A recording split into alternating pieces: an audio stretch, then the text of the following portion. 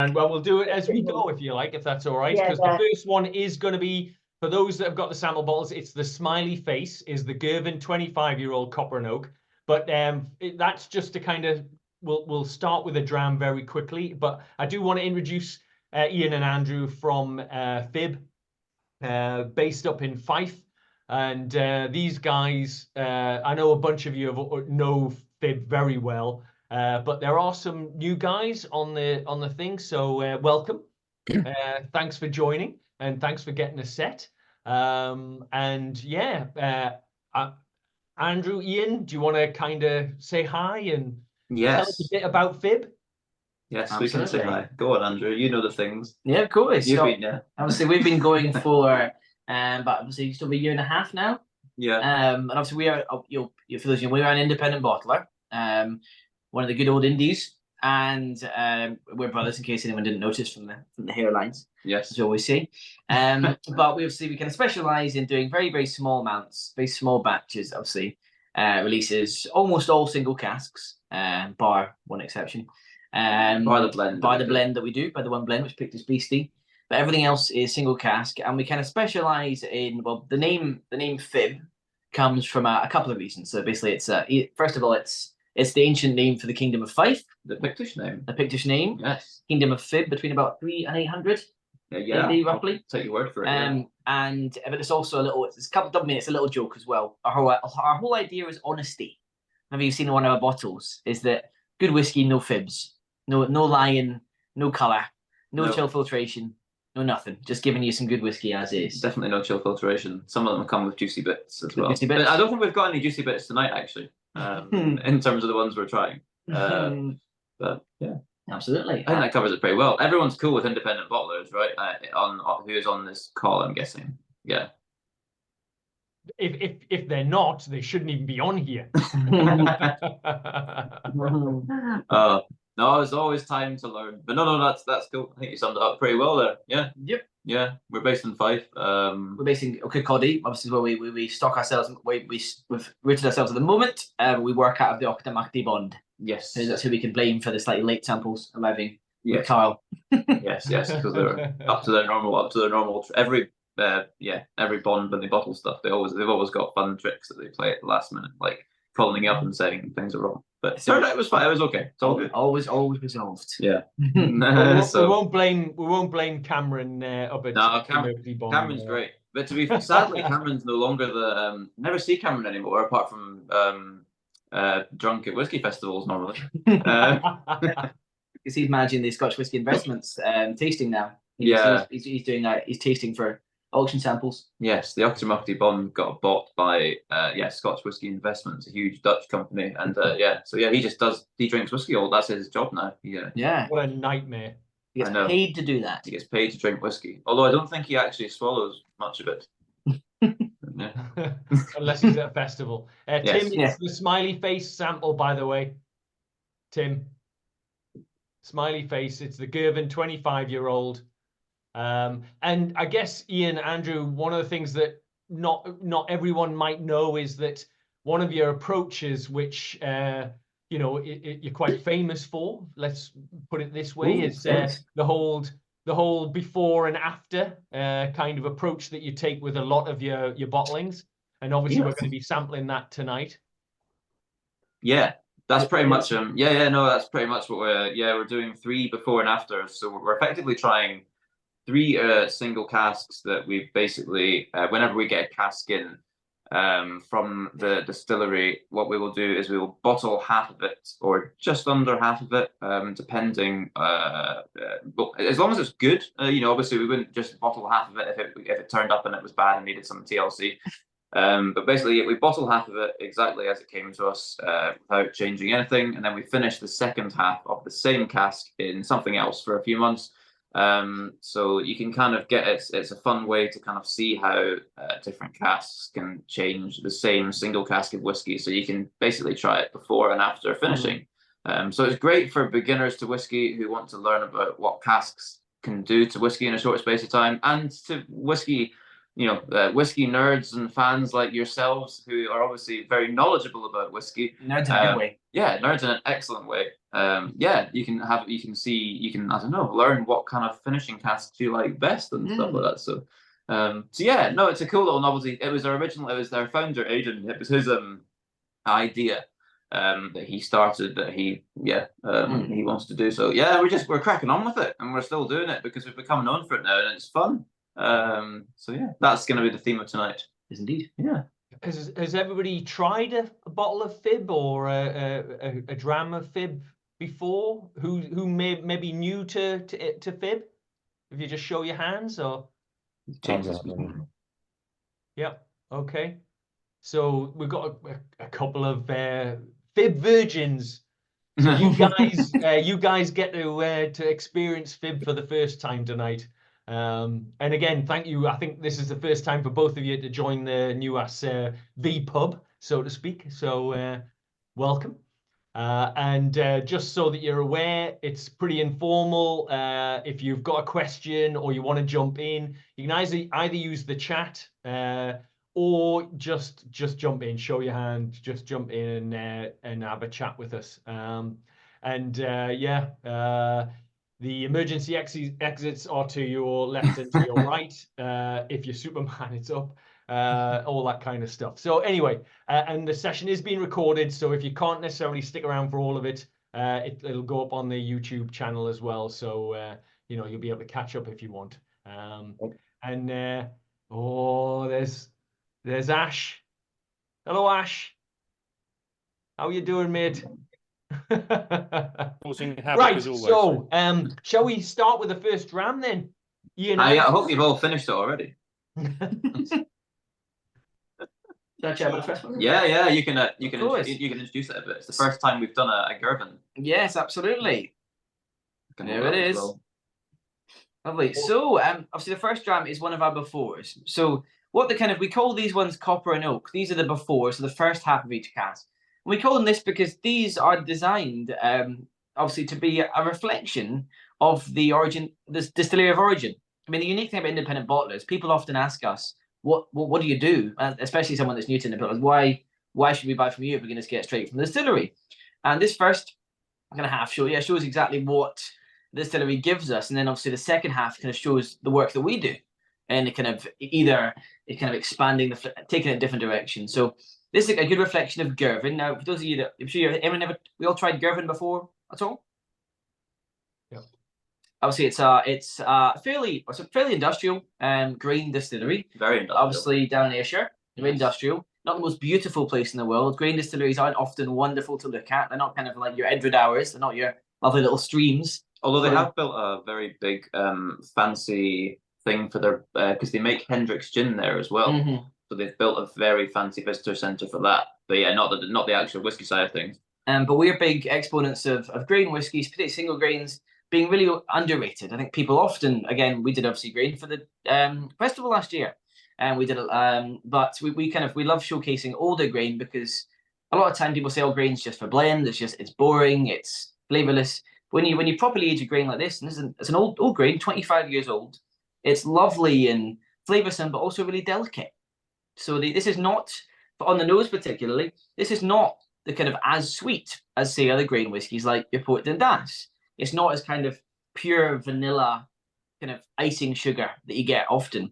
The Girvan, it's got that sweetness on the front when you try it, but I find it's got we both find it's got a lovely kind of dry spice on the finish that to me makes it really quite unique. And really, see, it's only at 45%.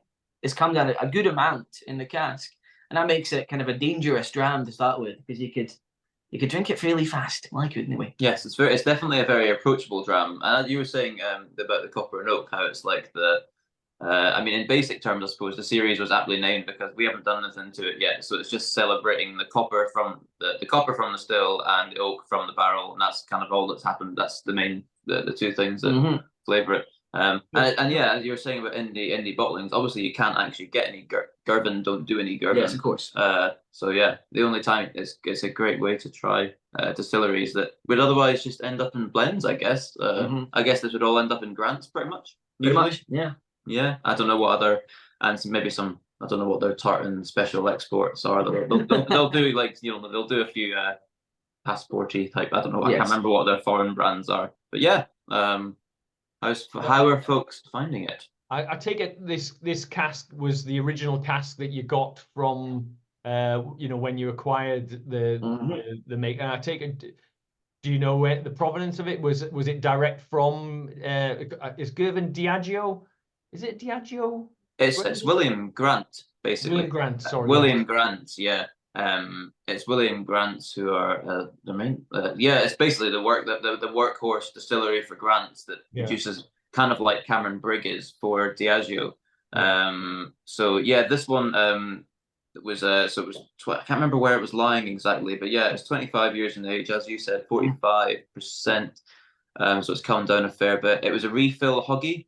I suppose single grains are never usually in anything more than they're not usually in first fills because it is just generally it's designed for a slow aging process comparatively. Yeah, and it's designed most of the time for 3 years, then get it out and stick it in your blend, and then so it's not often that it'll get I don't know, not often that I don't know why the distillery would choose to just set some aside at some point. Things like this. Well, and it's not. I guess until very recently, single grain just wasn't of interest. There wasn't not at all, no. And no one really cared for the spirit because, like you say, it was all just generally to pad out the blends, really. Pretty much. Absolutely. And I guess the other distilleries that are linked with Grants will probably end up using these X barrels as well, or hogsheads quite a lot. Can't remember which ones they own actually in terms of malt, but I forget. My brain has gone completely. I don't even think I've looked that up properly. Does anyone know what distilleries Grants own apart from obviously the Girvan, the huge Girvan monstrosity? I would look it up, but my phone is on the Zoom thing. Oh God, is it not Aberfeldy? Is it not Glenfiddich? Yes, you're absolutely right. I think it is. Yeah, I think that will be that. And they've got Aberfeldy, I think, is Dewars, isn't it? Yeah, it is Dewars. Yeah, I don't know why I said that. There's so many, Carl. I don't know. And it's okay, not as well in the middle of the whole Girvan complex thing. Yes, it is indeed. Has anyone been before to the Girvan site for any reason? No. It's a very nice drive down that road if you go to. I mean, Girvan itself isn't a particularly nice place, but it's not if you drive down that side of Scotland, down the west coast. You might do it if you were going on a distillery tour, if you're going the very long way round to Bladnoch, I suppose, and then coming back via Annandale. But down that side, and to be fair, if you were doing that Ayrshire route, you could go to the Lochalie as well, but I don't think they're open for visitors really either. Not really. So it's not. But it's a very nice road down. You go down through Turnberry and stuff, which is badly. It's owned by Trump now, which is bad, but it's very pretty. No, the inside of it. Sorry, the inside of it's very cool. I shot pictures of all the industrial lighting in the Girvan distillery bit. So I'm trying to hunt them out at the minute. So I'll try and hunt some pictures out, but they're around somewhere. I'll be smashing. Thank you. Thanks, mate. How come you were shooting photos for the industrial lighting? My mate does industrial lighting for all manner of places, and we just happened to be in there at ridiculously o'clock in the morning to make sure the lighting levels and stuff were right. So it was hot and not the most pleasant of my shoots. I can imagine. It doesn't work for that company that's in the huge industrial lighting company that's in the northeast, is he? I can't remember. I went there once in a previous job. I can't remember where it was. No, he's only about 7 or 8 members of staff based out of Washington. But this was the only whiskey related one I've been to. I think he's trying to get me back. I think we've done another section of it. I'm not sure which bit, but there had to be full bomb-proof light, and so these big orange, bomb-proof lights, which were quite cool. Actually, I think we'll actually have to think, because we're actually in the process of looking at getting our own little bonded warehouse, hopefully later this year.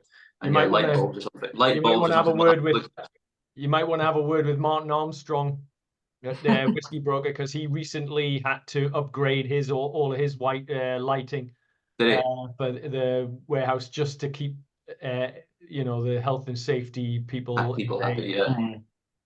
Not cheap, I've heard either. Apparently, it's not cheap. They were not. My mate Arjan will sort it out. It'll be fine. Yeah, well, yeah, anytime. Well, yeah, I remember that actually. US is a very useful place. So Jürgen, just to let you know, we're starting with the Girvan 25-year-old, which is the smiley face. Smiley sample. face. Thank you, Yeah. Carl. Okay, got it. No worries. Excellent. And welcome. I had trouble with the yeah. Zoom. Sorry. Apologize for that. The Zoom updates. And Oh, updates. no worries. Yeah, took Quite forever. okay.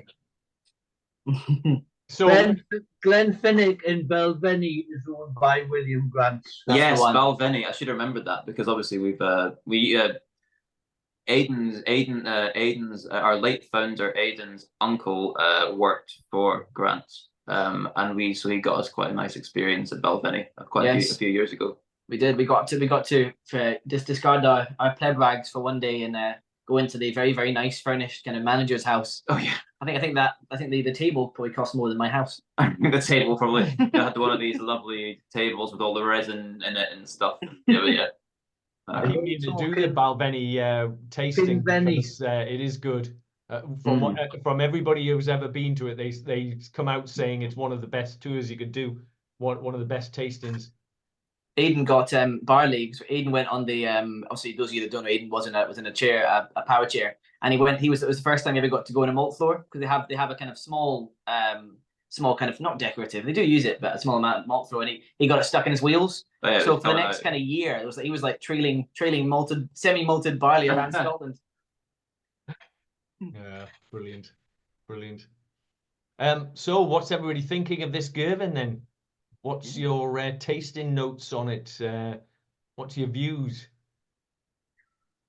It's going to be interesting to compare this with the next one, which is obviously the permutations, which is the one that that Ian and Andrew have frigged around with.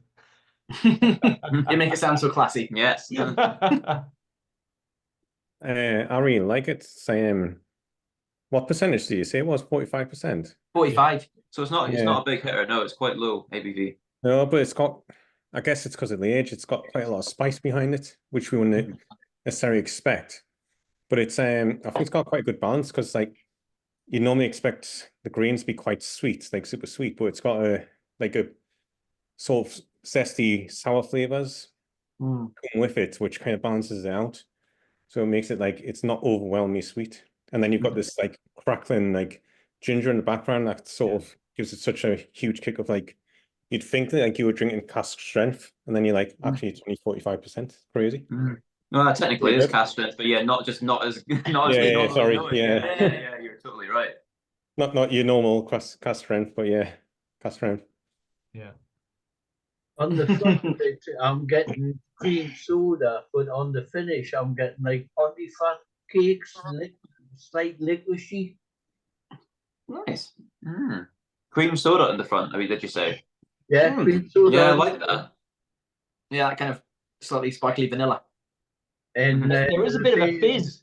There is a bit of a fizz on it as well. I think Christian, you mentioned that there is like a kind of a fizz on that finish, isn't there? Yeah. I didn't put cream soda. I put it tastes like porridge with. Well, actually, no, not porridge. You know, vanilla Muller rices. That's what I put. I said it tastes like a vanilla Muller rice. Okay. Nice. That was the first note anyway. I like that. I never had it. Like I've never had a Muller rice tasting note before. That's good. Yeah, right. I like it. Good. Yeah. So Becca and Ollie, are you both having a little sample of this, or was it just Ollie that's trying it? Oh no, we are both. It's quite lucky actually, isn't it, that we only got one set each this time. Because I was poorly when we were ordering them, so we're not having to do 2 sets each, are we tonight? We'll share them. Yeah. But yeah, for me, I think what's really lovely is that it's not too sweet, because I really find I don't like it when it's too honeyed and too sweet. It's really cereal driven as well, isn't it? It's like really cereally, all through from the beginning, on the nose, all the way through beginning, middle, end of the palate. It's really nice. I really like it. It's rather quaffable. Yeah, it's a really good start to snifter, isn't it? Yeah. It is. Oh, go on. Sorry. No, I was just going to say, it's funny because we wouldn't normally put that. Obviously, I know it's a grain, but that older spirit at the start, because it can tend to be that kind of wood can be clagging for your palate. But I think you guys have nailed it. The reason why I love this so much is because it has that balance. It does have that kind of, slightly chewy, kind of ginger is a great note, actually. I was saying there, that chewy bit at the end, but at the same time, it is balanced out by that gentle sweetness in the front, the kind of the first few seconds. So that's why, it is, hopefully it's a good starter whiskey. It's a good palate cleanser to get you going for the next 5. Yeah. For the next Good 5. breakfast dram. Yes, cereal dram. Cereal Porridge. dram. Yes, on your porridge. So, Mr. Love, I'm guessing that this really blows away everything that you've had over the last few days. Yeah. No, I like it. I must admit, I do like it. I'm not the biggest grain fan. I don't often reach to it. Sometimes I find grain can be quite thin, but this is actually quite a nice creaminess, and it feels quite round in the mouth as well. It's a great selection.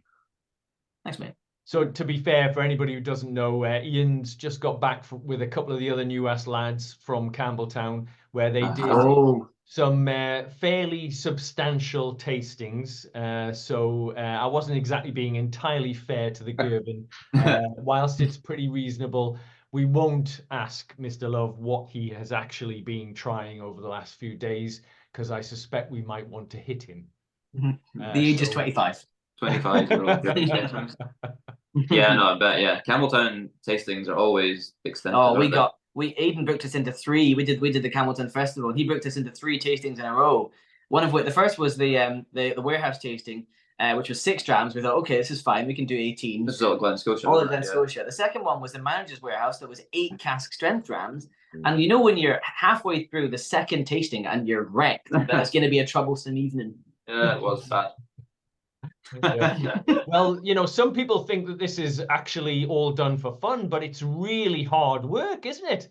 We've got to really work hard and be fully trained for this kind of stuff. We're professionals here. Does anyone watch Game of Thrones? You're reminding me of when Tyrion is kind of telling parties like, it's not easy being drunk all the time. It's hard work. You've got to work at it. Exactly. Yeah. Exactly. So, shall we do, unless anybody else has got any comments further on the Girvan, shall we do the old thumbs up, thumbs sideways, thumbs down? Yeah, okay, let's go. Okay. So, I'm going to come to Simon, if you don't mind. Simon, you had a bit of a sideways glance to this, but I know you're not a huge grain kind of fan.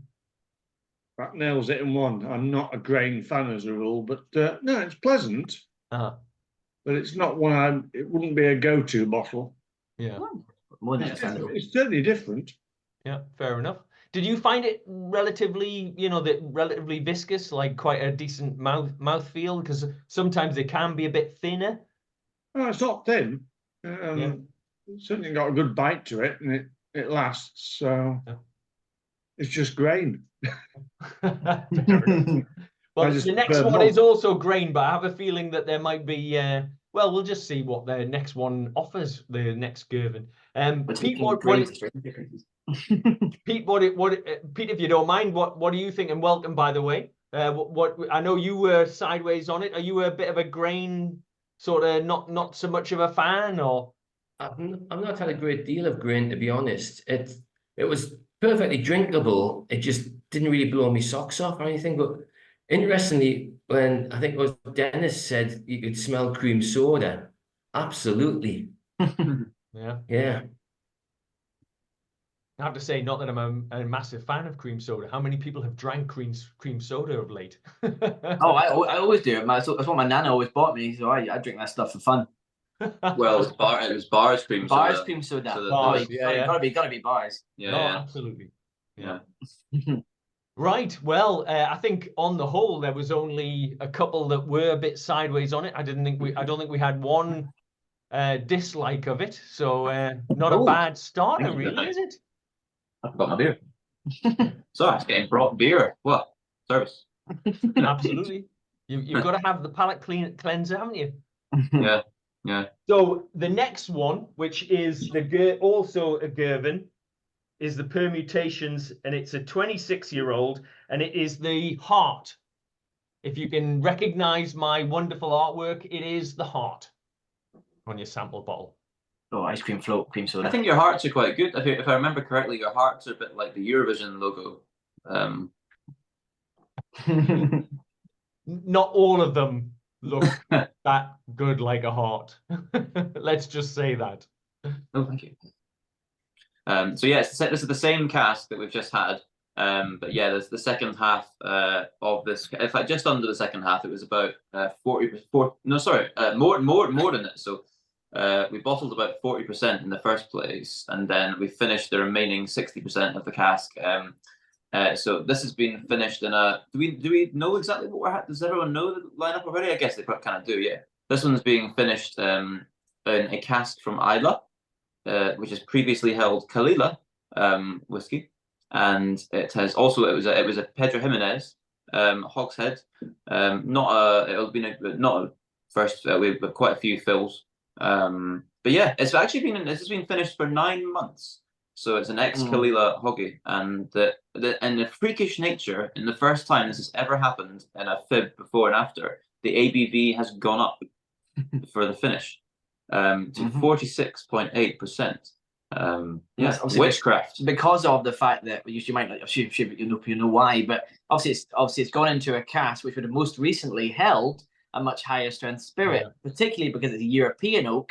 Obviously, and particularly susceptible to basically the stronger Kalila that would have seeped into the wood deeper into kind of the second layer has come back out again. So basically, the beautiful thing is there was a wee bit of Kalila. Yeah, I was just going to ask, was it quite a wet cask? Always, it's got to be a wet cask. Yeah, it'd been emptied.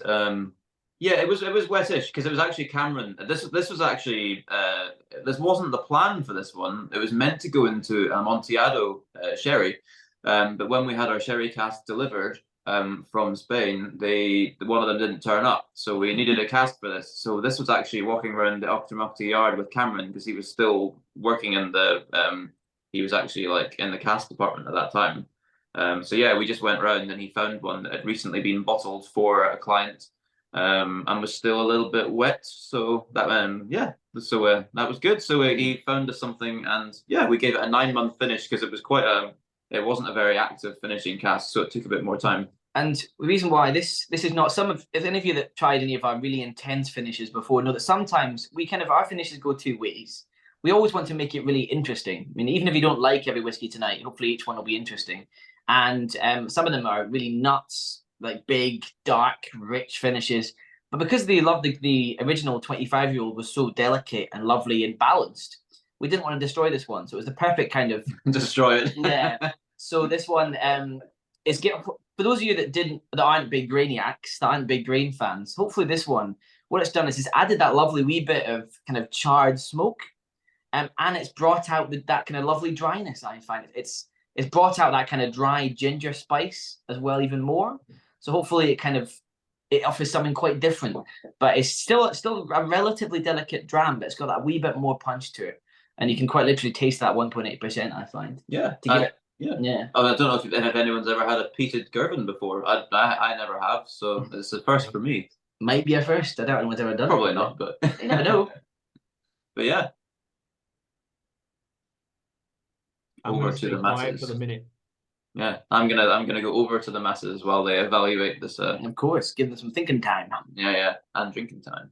Matt, what are you thinking?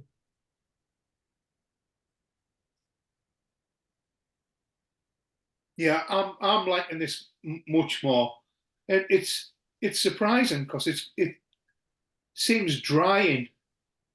When you drink it, it's got a dry feel.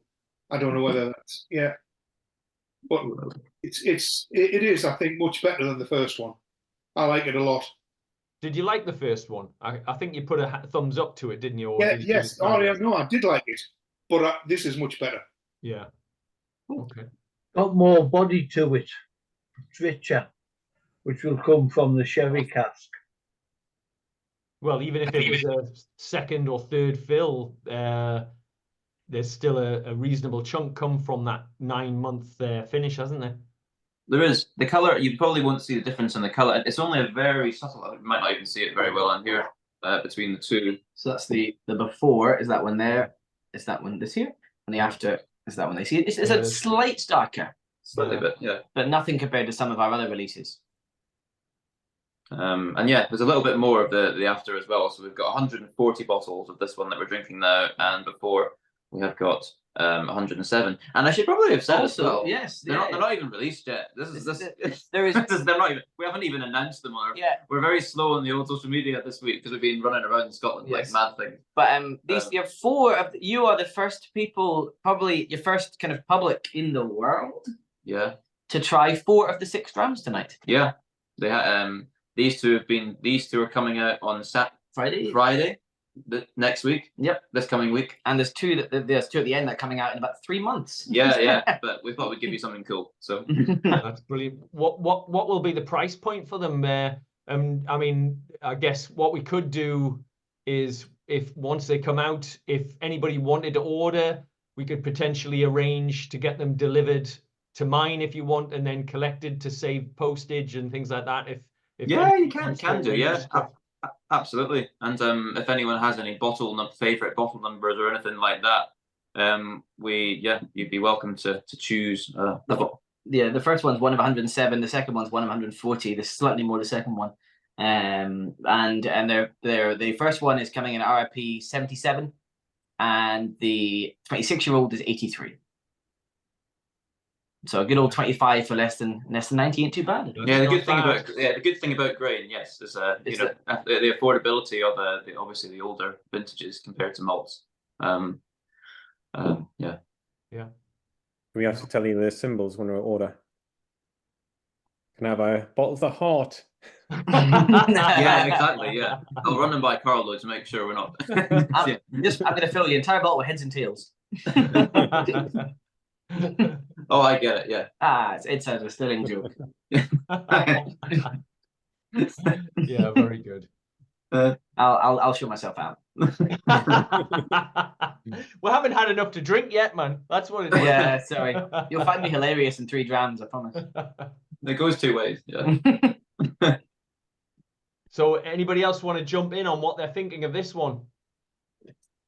I agree. I think it is better. I mean, only just, but there is a bit more sort of sweet and savory kind of balance to it as well. You still got the sweet and sour because you still got the citrus notes as well, but it's just that little bit more savory notes as well. And I think the ginger, like on the first one, it was more of a really sweet ginger flavor I was getting. Whereas this one tastes a bit more like almost like ginger nut biscuits, is what I said. It has like a much more like slightly thicker mouthfeel, but it's like a much more sort of biscuity sort of texture to it.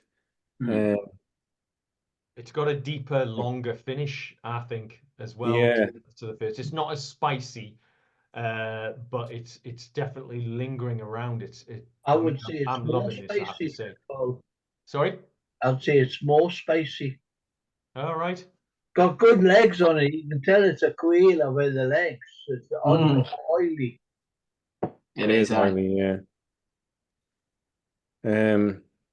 Dave, what are you thinking of? Dave? So I'm struggling with this one, not in a bad way, but I'm struggling to kind of get it. I think I agree with everything everyone said. For me, I kind of got lemon zest on the first one. And do you remember lockets? You know, like the cough sweets you get. Oh yeah. So if you take ginger out of the mix, as in like if you forget the ginger, which I agree with everyone else, but for me, the finish on the first one reminds me very much of lockets in terms of that kind of lingering taste once you've got like the center that comes out, if that makes sense, kind of bitter, but not in a bad way. You know, you kind of get the bitterness with some sweet, and then the ginger kicks in, which I thought, you know, it was okay. It wasn't, for me, it wasn't great, but it was okay. I'm not going to knock it. This one brings the kind of, you know, the berries and the red fruits up front, whereas the other one was almost sweet that then turned to spicy ginger and a bit bitter. This is interesting, really interesting. And then the ginger is kind of tamed down, but you still get the kind of bit of a locket thing going on. It's an interesting dram. It's, for me, the second is certainly better than the first. yeah. Don't we know what It's all right. We I like don't know what to interesting. think That's of what we it. like to do. Yeah, yeah. It definitely But plays with you a it's bit. never great when it's interesting because people who say interesting normally just don't have anything to say. So I should have just said, don't know yet, and I should have left it there. That's but Aidan's trick was always just say, "Oh yeah, it's complex." Yeah, it's complex. Complex. Yeah, if ever in doubt. Yeah. I've also, that covers everything. lads, Yeah. I've also thought of another one for you. So you gave the 2 stories up front about how you came about Fib. You could also do Fithian or Fifian or whatever you would call yourselves, independent bottlers. Yes. Yeah, 5 independent. There you go. There's your third story. People do, yeah. It is a third one. People do think it's. Some people call us FIB. Which makes it sound a bit like a crime scene investigation department, which I like too. Isn't that Thunderbirds? Sounds a bit like. Was that It sounds like Thunderbirds? Thunderbirds. That's FAB, Yeah. isn't it? Yeah. FAB, wasn't it? Yeah. Yeah. But yeah, that's what I was thinking as well. That was a totally happy accident. I can't believe we accidentally did that. Yeah. It wasn't even meant to be the company name originally. It was meant to be. In fact, I've got a rock over here. Yeah. I mean, that doesn't make much sense out of context, but You dropped your rocky and yeah. But yes, initially Aidan wanted to call the company and call it Kilrymant, which is the Gaelic name for St Andrews. This was one of these early concept things. So the beastie is a wee bit different to how it looks in our current logo. It's actually the beastie here looks more traditional to how you find an old Pictish standing stones. But yeah, he wanted to call it Kilrymant or Kilrymant. Named it after obviously St Andrews. But the funny thing was Eden Mill. I'm sure we all got some strong opinions about Eden Mill. Good or bad, they basically Aidan chatted to a couple of staff members and then they copyrighted it. Yeah, That's a bit nasty, isn't it? Yeah, but to be fair, it's I think Fib's a much better name. To be honest. I prefer it. It rolls off the tongue much better for me. And we couldn't have kept it in Kilrymant. Would have been even harder to because we would have to be. It would have to be in St Andrews really. Everything that we did. So. Fib was Fife. Fib was the biggest Pictish kingdom of Fife. So yeah, FIB, FIB, Carl, FAB. Tim, what are you thinking of this? You've been quiet so far. That's not allowed. That's because I'm sober. I really enjoyed the first one, and I wouldn't have picked the second one as being a grain in the month of Sundays. Yeah. Never would have picked it at all. No. I quite like the dram, but I think I preferred the first one. Which is allowed, totally. There's no right or wrong answers here. No, that's great. That's the beauty of it.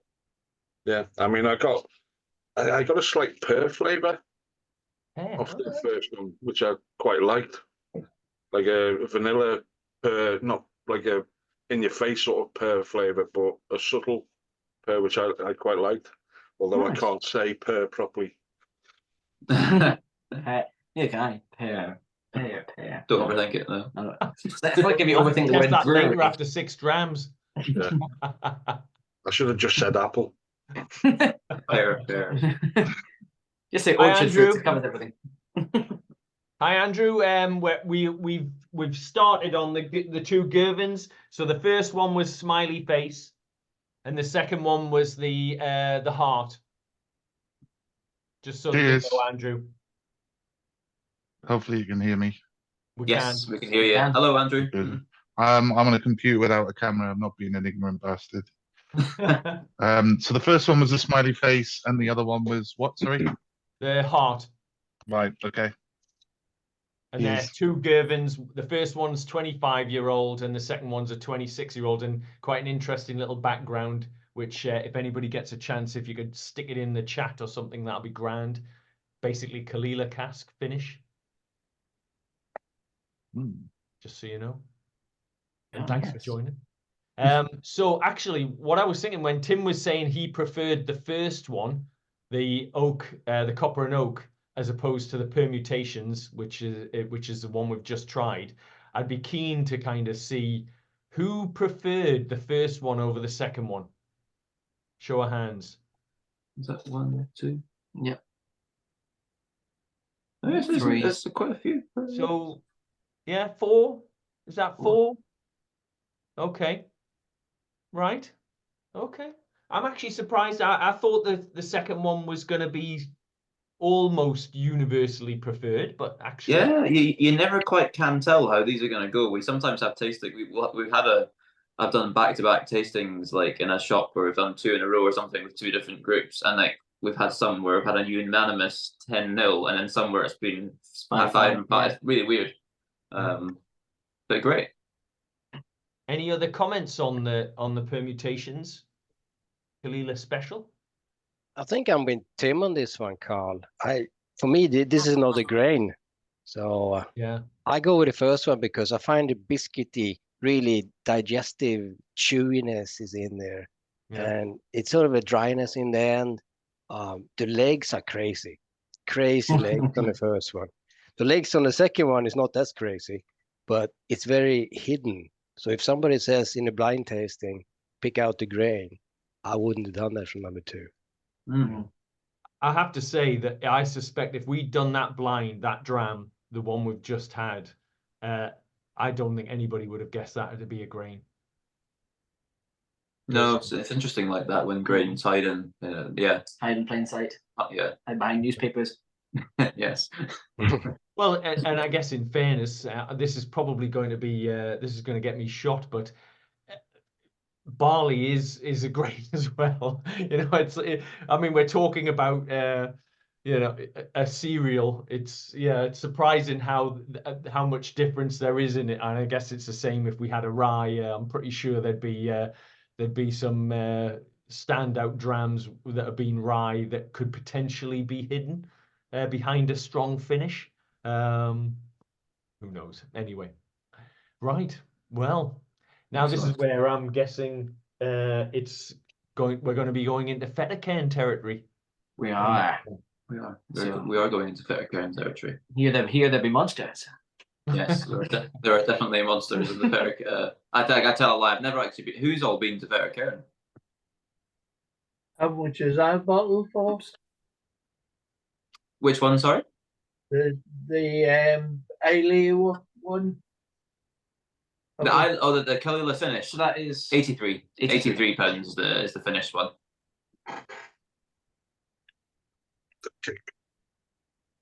Yeah. So who had their hand up? Simon had his hand up for Fettercairn, having visited. Did you, Simon? No. Yes, Simon did. Yeah. How'd you find it? An event years ago when it was it was called the old Fettercairn back then. Ah, the old Fettercairn. Yeah, shows me age. Nah, I don't look a day over 30. Well, it doesn't have a visitor centre though, does it, Fettercairn?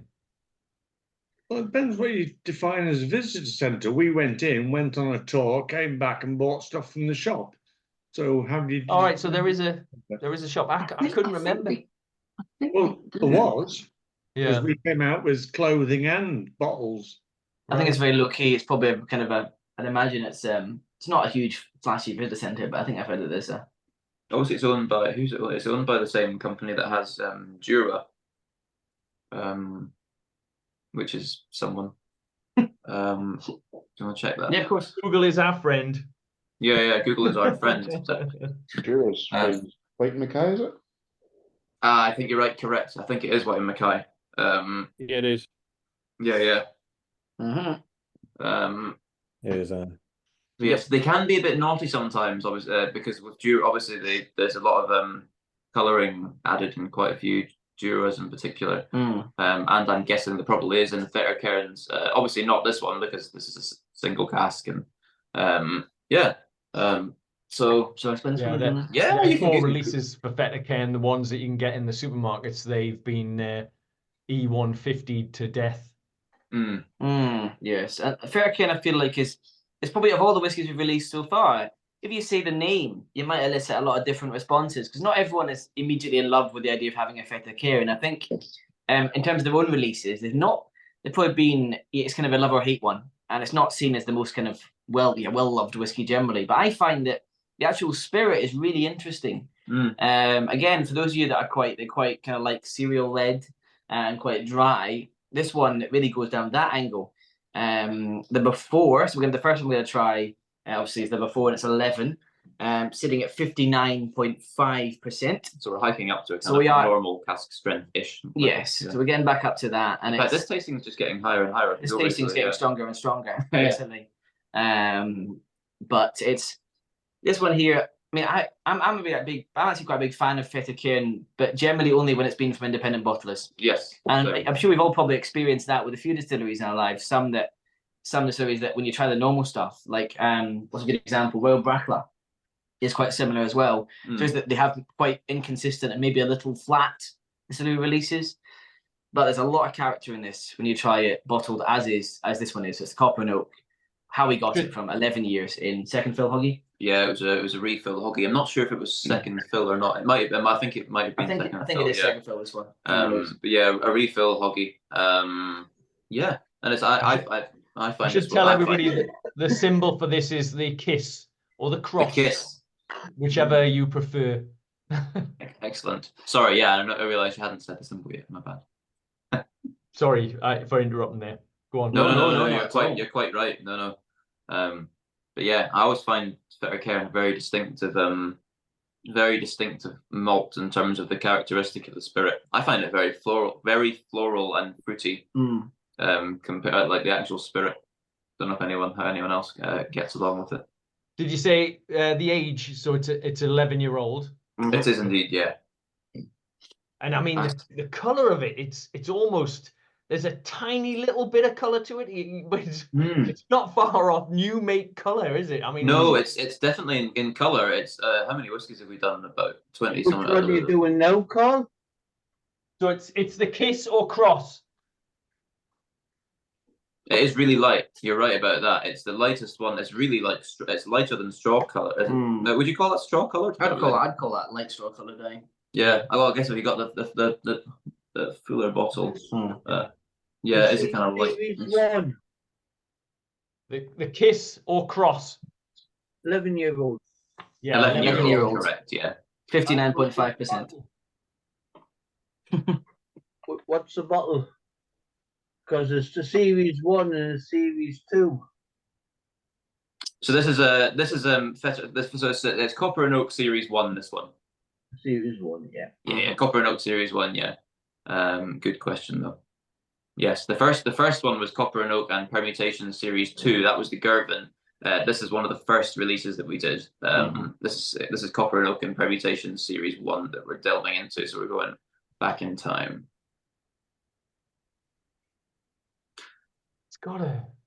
It's got a nose that kind of, if the more time you spend on it, it just kind of drags you in a bit.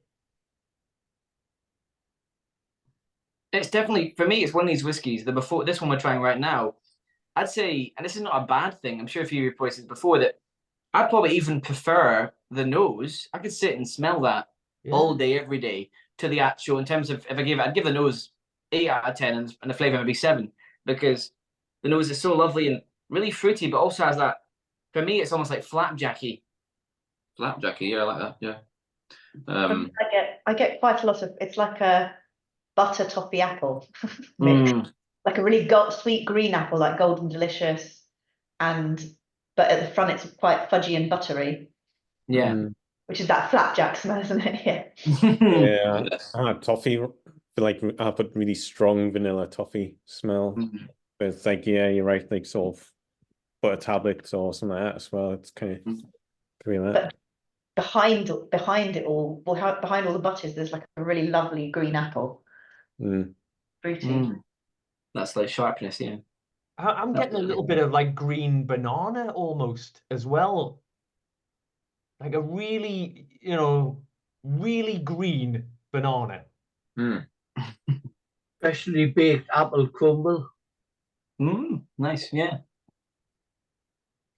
I'm getting like combines the apple and the butter together with the crumble. Oh, yeah, making me really hungry now. Yeah, need some pudding. I know, yes. Still room for pud. This is definitely a dram for purists who want to kind of explore the genuine profile of the distillery. 100%. Yeah, I would agree with that, Carl. I think maybe on the taste, what might put some people off Fettercairn is that I find it that wee bit sour as well, a wee bit sour. I find it that kind of, would you say lemon for you, Ian? Or maybe it's like tang, especially on the finish. It's quite a lot. But I like that. As someone who's a fan of kind of sour beers, sour cocktails, I like that finish. It brings it a lot longer on the sides of your taste buds. For me. Oh, very, very spicy. There's a lot of oak spice there. So I don't know Fettercairn particularly very well. So how does this stack up with what would perhaps be a standard release? Because, I mean, frankly, this is amazing. I love it. Smacks you in the face straight away. It grabs you, and it doesn't really let go, and it carries on. It just goes on and on and on. You should do the tasting notes for our next Fettercairn, Dave. Yeah, compared to the, I mean, they're just not much. They don't impart nearly as much of all these flavors that we've been talking about. It's all dialed back really in the distillery releases I've found. It's almost a bit like I had the warehouse one that we had the other week was actually that was okay. Yeah. That was a cask strength pretty much. It's a bit like they've for all the distilleries. It's a bit like they've kid-proofed it, like kind of put like kind of rounded edges on all the sharp objects in there, and it's just taking away that kind of, you're right, you said about the intensity of the big full on spice in the finish. That's not really there. There's not that same level of fruitiness either. Just kind of all dialed back, and it's just fairly bland for me. Yeah. What about anyone else? Because I know Carl is our lovely moderator. I love his hair these days, but it's very long. Don't come. No. He's going for the full mane. Yeah. Did anyone see him in the little brown dog video? Who was it that screenshotted him? Yeah, he was in there. That was Steve, and I think that screenshot was stuck on the head of Shaggy from Scooby Doo a couple of times. No, I like it. Did you see the video, Andrew? I didn't actually. No, it was just like it was a new promo that Little Brown Dog did for their new releases, and they'd got everyone to send in clips of themselves. I don't know if anyone else was in it here, possibly. But yeah, Carl had done it. Like I think he was in his bed, like with no shirt on, having a sit. Yeah. Oh dear, that's racy. Yeah, very. So whilst Carl's not here, lads, one of the questions I've got for you is, where are you getting these casks from? Are you buying from brokers? Or I appreciate it may be a mix, but do you find yourself having to buy from brokers, or do you get a load from the distillery still as well? No, not from. We've had very few from distillery. In fact, from distilleries, we've had maybe basically we've had the newer distilleries, and weirdly the international ones have dealt with us directly. But no, we apart from that, we haven't. To be fair, and even bigger independent bottlers than, obviously we're tiny, so most distilleries would never want to. Couldn't be arsed selling one cask or two casks to someone. There's nothing. They just won't do it. Obviously, they'll want to sell huge parcels. Then you get and then I guess to a slightly bigger independent bottler, if they're dealing with distilleries, then they might sell new make spirit, which is obviously it's as an independent bottler the best. If you've been around for a while, the best way to do an affordable whiskey is to buy the new make spirit and do it yourself, age it yourself, basically. Because obviously, the older you're buying it, the much more expensive it is for the consumer eventually. So no, generally it's from brokers, and it's just basically finding the broker that gets it. We try and find the ones that get it direct from distilleries, because you get brokers that go through brokers, and then everyone's just adding their little piece of margin on, so casks can get silly. And it's funny, you can look through cask lists and see the same casks being sold, appearing slightly more expensive every time. So we've got a few good brokers that we kind of go to that because they'll buy in such bulk that but they'll get it direct from source. There's a really good one in Glasgow called Brave New Spirits, and they're actually opening a distillery in they're an independent bottler, and they're actually opening a distillery in Campbelltown. They've got planning permission for a distillery in Campbelltown as well. Is that the one that they're called? Is it Witchburn? I don't think it's Richburn. Them. Is that North Star? Oh no, North Star are Dalriata. Yes, Dalriata. Yes. Yeah. But yeah, it's a bit of in an ideal world, it would be great to deal with distilleries direct, but they won't on such a small scale. They won't. So we get it from the brokers that we know, get it from source, or you can occasionally get casks from private individuals who are wanting to shift their own casks on and stuff like that. And once we've got our own warehouse later in the year, hopefully it just it opens up that possibility. It would make life a lot easier in terms of the whole process, basically. And make it really exciting for not only also I mean we can hopefully get people in so you guys can come in sometime. Yeah, that's the whole. We want to have somewhere you can visit, somewhere on the map, basically. And so you can come in and essentially, because how amazing it would be to not only be able to move our liquids quickly and just get them moved around much more easily, but also to have the chance to do some amazing cask tastings. Yeah, because I know about you guys, but some of my most golden whiskey memories are popping into a warehouse and cracking open some casks. Yeah, if we can do that and kind of show you progressions of our spirit, I think that'd be really magical. Yeah. So I think New Ash would definitely be the first people we'd ask. Oh yeah, definitely. We'd get you guys up if we can. If you could come and christen the new warehouse, that'd be lovely. Yeah, that would be good.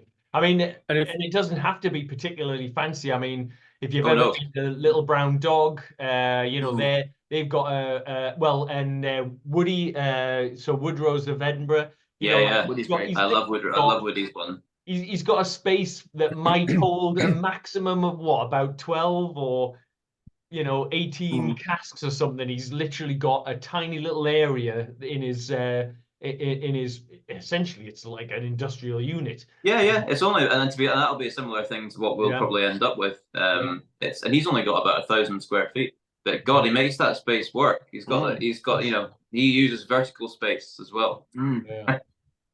Yeah. But it is it's lovely to visit. Sorry, Dave. Go on. Right. No, sorry, Matt. I was going to say, as a follow-up to my question, are you finding, given market conditions, so if I talk to a bunch of retailers, they're beginning to find that sales are slowing down significantly. Yeah. Are you finding that the cask market is still getting progressively more expensive, or are you finding that prices are leveling out, maybe dropped a little? I'm not suggesting that should drive any pricing decisions that you guys make. I'm just asking if you kind of cask sales used to be a fairly level thing, and then everyone wants to buy them, and all of a sudden they shoot through the roof in price. So I'm just wondering if that's kind of dying down a bit. I haven't seen evidence of it dying down yet. Casks have gone up even since we've started in the last 2 years. Casks have shot up a lot, and yeah, it's a shame. It seems to have been a really bad winter in terms for like all of our, because we've got about 17 retail partners, all kind of mainly independent small businesses, and it seems to have been a really bad time in the market for whiskey, which is a real shame, because a lot of these are like little independent businesses that are run by that are family run, and it's a shame to see them struggling. But yeah, no, it's I would say no, cask prices have still they definitely haven't leveled out. We haven't been buying a huge amount of late because we've stockpiled a bit from a couple of years ago when we started initially getting casks, but yeah, they're definitely not getting any cheaper right now. No, so what we'll need to be doing, as Ian said, is we will need to be we are getting getting one new make. To be fair, we did at the start. We've got some that even are basically brand new, so we can actually chart the development ourselves, which will be great. And by the time they'll be ready, we'll have no hair at all. Yes, sadly. Yeah. I can lend you some hair. Thank you. I know. Yeah, we were talking about your nice hair. I think I'd look absolutely smashing, Ginger. I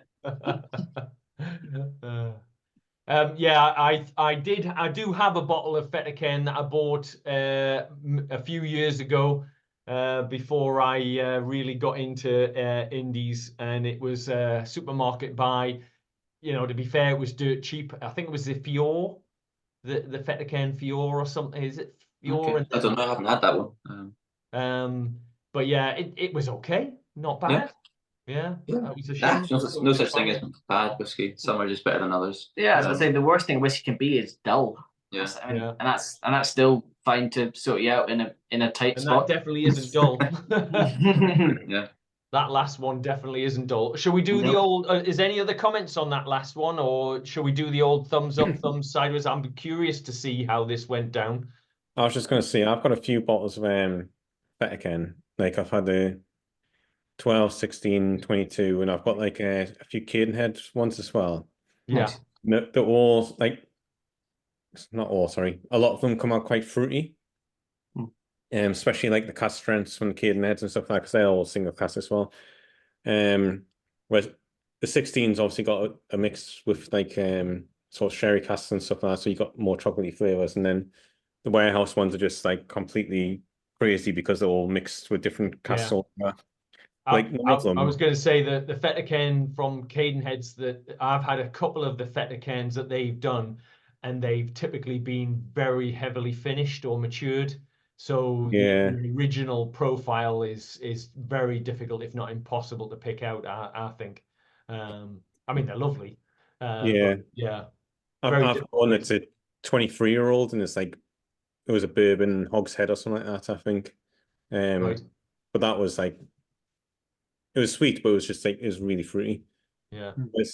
This one, like I've never tasted a Fettercairn that's tasted so like so sweet and so like sorry,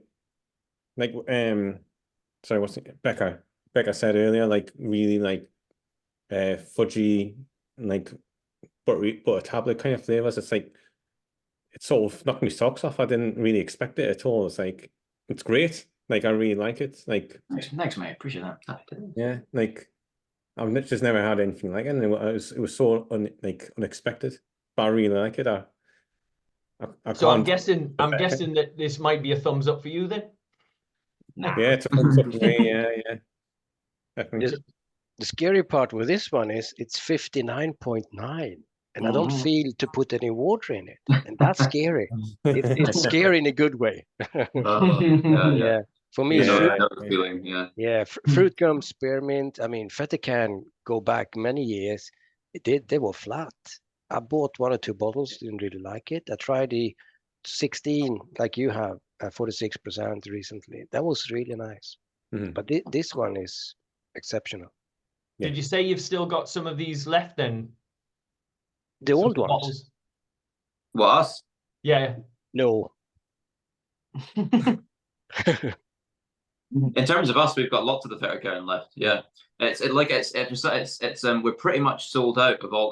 We're not completely sold out of our original Copper and Oak and Permutation Series 1, but for most of the bottles, if they're not sold out, we're down to like a case or like 3 or 4 bottles, because they're kind of. But yeah, the Fettercairn is this one, and its finishing partner. Yeah, no, they've definitely been the most, in terms of sales, the most unpopular whiskies that we've done. Right. Generally because of the untrendiness of Fettercairn, which is a shame because they're really good. But so it's nice to do these things and have people actually tasting them and enjoying them. So no, that's good. And what's the price for that bottle? It's a very good question, actually. I think it's about 84. I think. It's on the website at £72.92. That might be ex-VAT, but yeah, possibly. Yeah, sorry. No, sorry. Not at all, no. It's really annoying because we would like to have the VAT in the price on the website, but it's the only way we can make it work for our international orders. When we have the VAT included in the price on the website, it doesn't take it off when international people order. So it really, I've spoken to Wix about it, and they're like, But no, it means a kind of equality for anyone ordering across the world. Yeah, so yeah, exactly. We can all just add the tax on when you basically see we are, which makes it just as good for people across Europe and yeah. Yeah, because when we had the tax included in the price, basically the tax wasn't coming off at the checkout for the international guys, which was obviously they ended up overpaying. They ended up overpaying for it because obviously they get customers. That's the last thing we want. Yeah. But yeah, so I think it comes to about, was it 84ish or something? Yeah. So it's 80. Sorry, it's 87. So. 87. Sorry, a little higher than that. Yeah. This was of all the original cast that we got. This one was it did cost a bit more for the Fettercairn. Aye. Okay. All right. Well, I think, did we do the old thumbs up on this one? Yeah, I know some people were starting to do it, but we were still chatting about it. I'm not sure about this one. I'm gonna go. Right, okay. Gavin, what did you think of this one? It was good. There's a funny note in there somewhere that's kind of not quite sitting with me, but overall, yeah, it's good. Was it a sideways? No, it's still good. It's one of those things, as I say. There's good whiskey, and good whiskey depend on the scale in it. So it depends on the scenario. Yeah. For me. I think there was something there that was kind of impacting my enjoyment of it a little in terms of that finish, and that's what's kind of probably got me doing a sideways on it. But overall, I think universally a thumbs up, except perhaps me and Ian. I think Ian, Mr. Love, was also hovering on the side there. I think. Was that for any particular reason, or? On the side, because I think it's one of those ones I've got to spend a bit more time with. Yeah. As soon as I put my nose in, I found it really. That's a horrible note, forgive me, but really, it was like a rotten garden bin. It was like thyroid to start with, but that started to go away, and some of the fruits were coming out. I do think though there's some lovely notes in there if you work hard at it, but it feels muddy, and it feels like someone's gotten these lovely fresh apples and lovely fresh bits of fruit, and there's a little bit of like peach stone in there, and they've just covered it with thick, fudgy nonsense.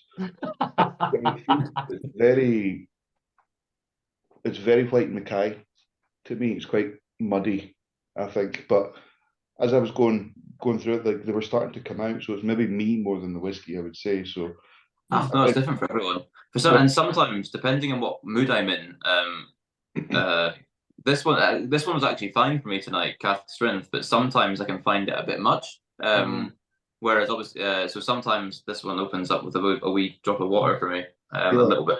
It's getting better the more time I spend with it, which is maybe why I think it's just me. But no, I think it will come good for me. Again, don't ever, as we always say, don't ever apologize ever for not being as big a fan of it. The whole point of us is that all our whiskies are very different to each other, and some of us might love some.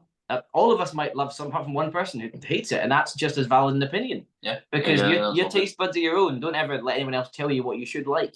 There's a lot of that in the industry. Yeah. Andrew, you should know whenever we do a tasting, it's usually the outliers that we pick and ask for their opinions, because it's interesting to know when someone isn't enjoying it when the majority is, or the other way around even. It's interesting to find out what the outliers think. And I'm using the word outlier because I can't think of a better way of describing it, but you know what I mean. Not all whiskey is going to be well, it would be a very boring world. I don't know how many times that's been said if we all like the same thing, and it's definitely the case. Anyway, right. Shall we move on? So dive into what symbol is the Fettercairn? This is the tick. So the next one is the tick. Well, there's only two left, which I had to give slightly smaller samples of the other two, which are the two Glenallachie samples. So this is the last of your normal size samples. So it's a tick. What was that, Christian? I was just saying, is that because you drank all the Glenallachie? Oh, absolutely. I kept it all for myself. We can't release it. Carl drank the entire stock. Yeah, you drank the whole fucking butt of no. Sitting there, the stroppy doing it. Yeah. No, the last two are still well, they're not still in cask. They're out of cask. They haven't been bottled yet. Try to get samples drawn. They're being bottled very soon, so they're just out of cask in plastic, waiting to be bottled. But yeah, we had to get samples drawn from the bond, so we didn't have as much. We only had a bottle of each, so as opposed to the normal two the quota that you need. But we're getting sidetracked, obviously, because the Fettercairn. So this is one that you might love us or hate us for this, because this is one of it's probably the most extreme finish of the evening. Potentially. So this is the after. There's the before. It's actually gone a little bit darker, which is very unusual for the finish. Because it is one of our. Those of you that were at the festival and met us there will know about in the first release last year, the first series of permutations, we used a lot of wine casks from Tramontane wines in the southwest of France in Perpignan, near Perpignan, sorry. And these were very, very fresh casks. So often wine casks are stored and sulfured to preserve them, meaning that they dry out. These were wet as anything. They still have basically wine in them. So these are very, very big wine finishes. Well, they did when for them. The guy Andy Cook, who we know at the winery, he does put a bottle or two in them for travel, and then obviously they get emptied out at the bond at the other end because it's not allowed. But he keeps them wet. Yeah, exactly. So this one very much does. I mean, we love this one. We think it's one of the most underrated things. But I find it's if you like, it depends if you like white wine. This one, it really does. If you're a big white wine fan, you might love it. If you're not, it might not be for you, and that's why I can understand those. I mean, that's probably the most common negative taste note. But this one, or not as big a fan, is that if you aren't a fan of white wine, some people can get a little bit of sulfur. I completely agree. Is it white wine finish then? It is white wine. It's Roussanne. So it's has anyone big in their wines? It's a Roussanne grape. It's the type of wine so like Andrew said, it's the southeast France. Southeast.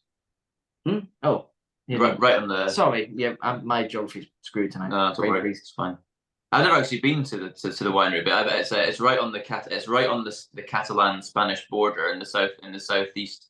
So it's a wine that comes from a single grape called a Roussanne, and it's a kind of medium body. It's quite a local Roussanne. The grape goes into a few other varieties of wine, but yeah, this is it by itself. So it's not a wine I'd actually heard of before getting this cask. I don't know if anyone else has heard of it, the Roussanne grape. No, it was new. It was a new one for me.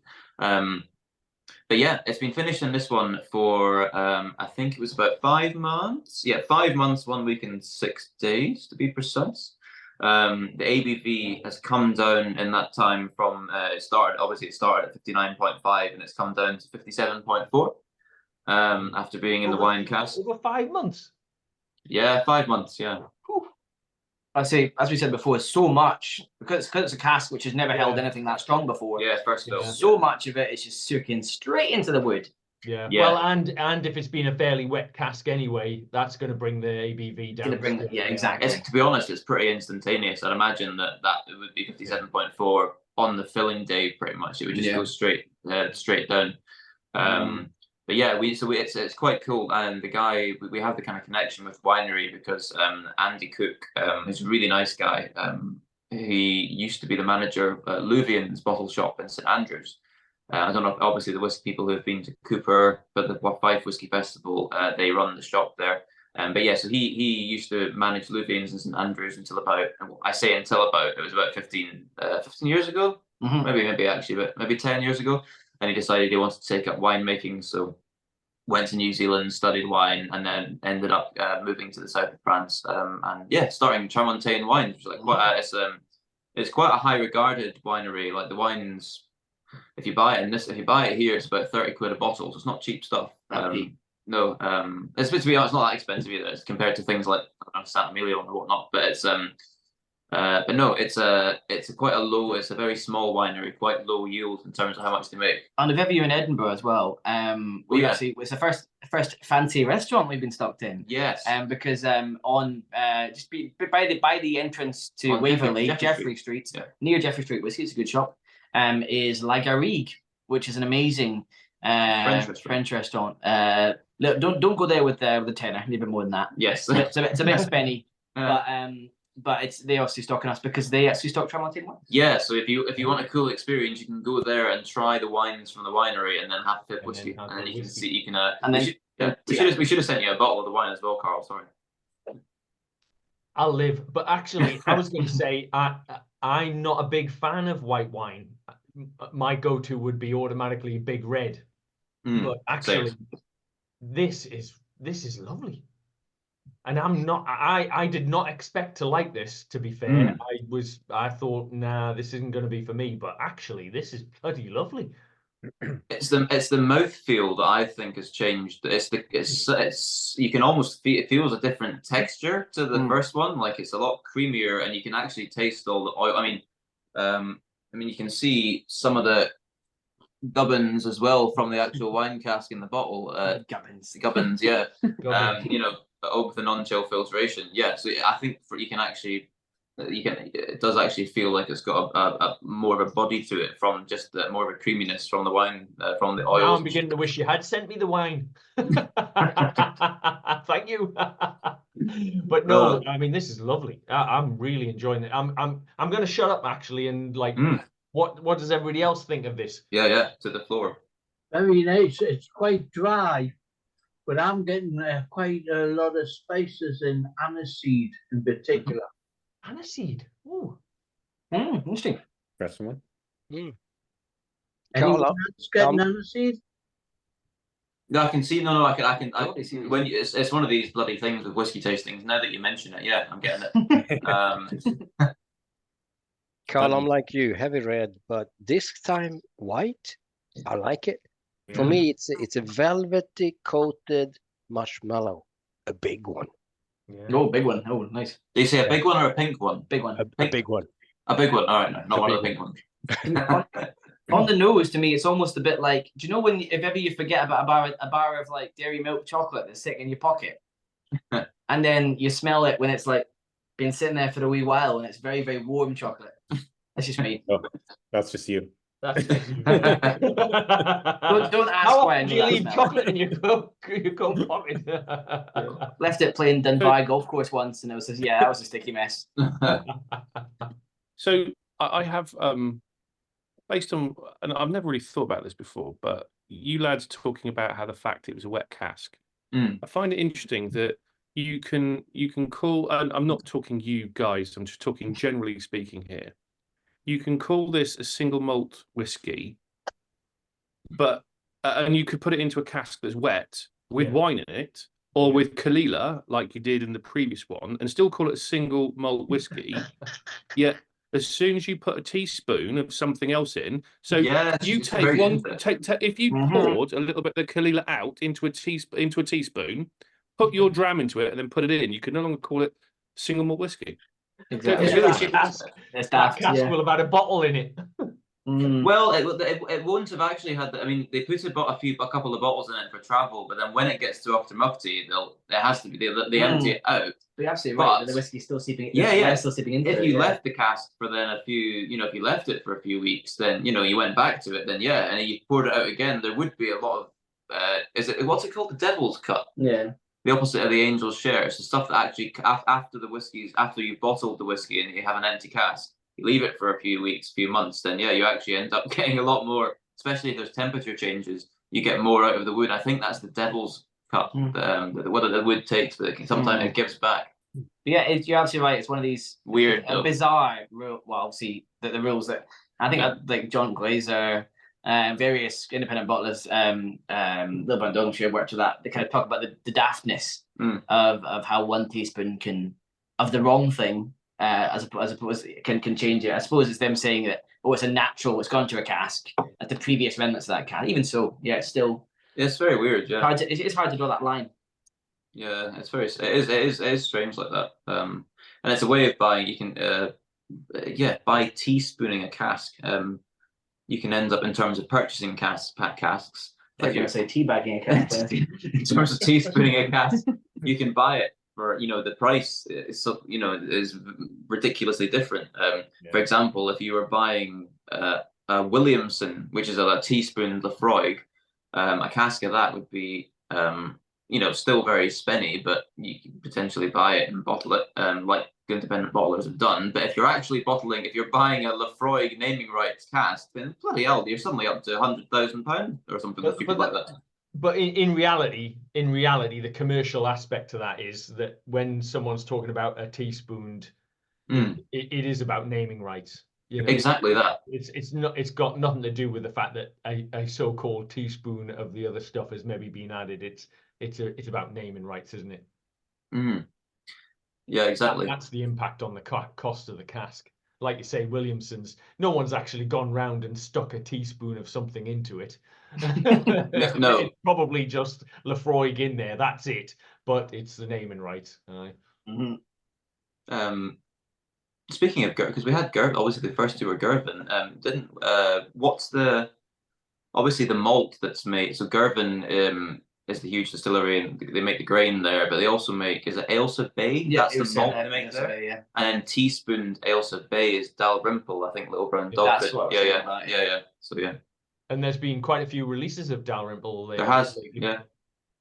Fragrant Then Drops there's did a the great one. Glenfiddich teaspoon with Balvenie, which the name escapes me right now, but that's a Cadenhead's that comes up. Burnside. Yeah, Burnside, Burnside. which is where we live in you. Glasgow, actually. Burnside, funnily enough. And again, the guys from Glenfiddich haven't handed over a teaspoon of Glenfiddich to stick in the back. No, I'm picturing like a high-tech montage here of like, you know, the teaspoons going into a vial and a briefcase, and it's all very, like James Bond special. Exactly, yeah. We're gonna destroy the world with this teaspoon of Glenfiddich. Well, yeah, it's probably not the most false sentence anyone has ever uttered. So, what are we thinking about this one then? Anybody else got any comments, or shall we dive in with the old thumbs up and thumbs sideways, etc.? Any other comments on it? So Ollie and I disagreed about this one. Oh, so fight. Yeah, so on the nose, I get a little bit of barnyard / wet hay, which might be this thing that Ian was talking about, like or you were saying like rotting fruit or something. No, I mean, I think I came across wrong. Like the when you tip your like grass cuttings into the garden bin and then come back after a week and open the lid, and you get this kind of silagey kind of thing. I Yeah. get that on the second one, on the what was it? The white wine finish one. I do get that on that one, but I really love the palate on this because I feel like it's very what's the word, like almost like full bodied. If it was a wine, it's really mouth coating, you know. So Yeah, I really enjoyed that, and it's less lemony. The first one, the first Fettercairn is a little bit lemony. I also really like the first one, so I like both of them. But Ollie thought that there was a little bit of sulphur on the second one. I didn't taste any sulphur. So I think Andrew Casey, you reckoned it was very sulphury. Was that just on the nose, or? Yeah, so sulphury on the nose. I'm quite sulfur sensitive like that. It's not unpleasant, mind. I just detect it. Whereas it's like it's not going rotten egg sulfur, which is what I get from like heavily sulfured whiskey, but it gives it a very sort of like sort of matchstick sort of note, and then that obviously, obviously for me that sort of what lends it its very savoury flavour when you actually drink it. I really liked it. I like the before and after of this one very, very much. It's such a shame that they're sold out.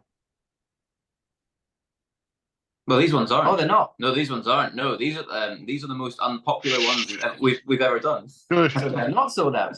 There's a decent amount left of these. And just like this is mainly because of the name. Fettercairn isn't a popular one that people generally go to and buy. Yeah, I've heard that because you get all this sort of splurge of information when you first get into whiskey. And I think I've tried one or two and found them very unremarkable. But the thing that I read about Fettercairn is that it was actually freaking awful, generally speaking, and then the people really, really didn't like it. But I just found it. I think mine sort of matched what Carl said, which is very, very mundane. Not bad, not good, just really kind of mundane. So yeah, I don't know where it gets this rep for being almost undrinkable, is what I would remember reading a lot about. So what has changed then from going really bad to really good? Well, bear in mind that I think the Fettercairns that you get like in the supermarket and stuff, they're core range stuff. They're low end, so it's their non-age statement, the Fior, and I'm trying to remember the name of the other one that they released in the supermarkets, but they were dark, so they were, you know, they had colorant in like no end. They were brought down to 40%. You know, vatted. It was, they were cheap, you know, about 20 quid a bottle at the time. This was a few years ago. So I guess, you know, like someone said before, there's no really bad whiskey, but this was a cheap whiskey, you know, let's just describe it as that. So you weren't getting a huge amount from it, I don't think, in my opinion anyway. I think they went down back in the 80s, it was absolutely fantastic. And they were peated. So it was the first ever peated East Coast whiskey I came across. Oh, right, okay. And they were absolutely fantastic when it was the old Fettercairn. It was fairly dark, but it wasn't coloured. That was it. That's how it came out. I guess when you're selling to the supermarkets, you know, huge quantities, you need, it's a bad move. You need that consistency, and you know that consistency kills, you know, a lot of the sort of big flavors that we all love. Anyway, Pete, you've been very quiet. Do you mind if I just ask you what you thought of this one? Absolutely. So far, I think it's been the best of the night. Thoroughly enjoyed it. I didn't expect the white wine finish to be good. Yeah. It was really, really nice. However, I've got such high hopes for the next two. Well, they're very different. Very different. Well, to be fair, all three pairs have been very different from each other. Yes, this is, so yeah. It's a small amount of whiplash in whiskey form tonight. Yeah. Well, and on that note, let's. Did we do the thumbs up on the?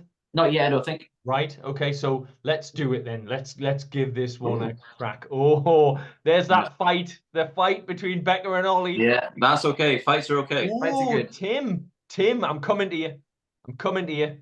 Right. Okay. So this is a bit of a room splitter then. Yeah. Okay. Yeah. They tend to be the wine finishes do tend to be. Yeah. Especially the two Roussannes that we did. Absolutely. Time.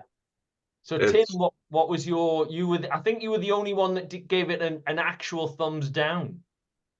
Sorry. It's all right. Again, no apologies. Sorry. Yeah, you know our rules. Sorry, banned. The sulphur just came through, and that's probably about maybe the second whiskey I've ever had that just the sulphur I just did not like. Yeah. It just overpowered everything else. I couldn't get anything really from it. Yeah. Because you are a bit of a wine, like white wine. You quite like white wine and that, don't you? I like a gold finish. I like a red wine finish. Yeah. Sweet white wine finishes.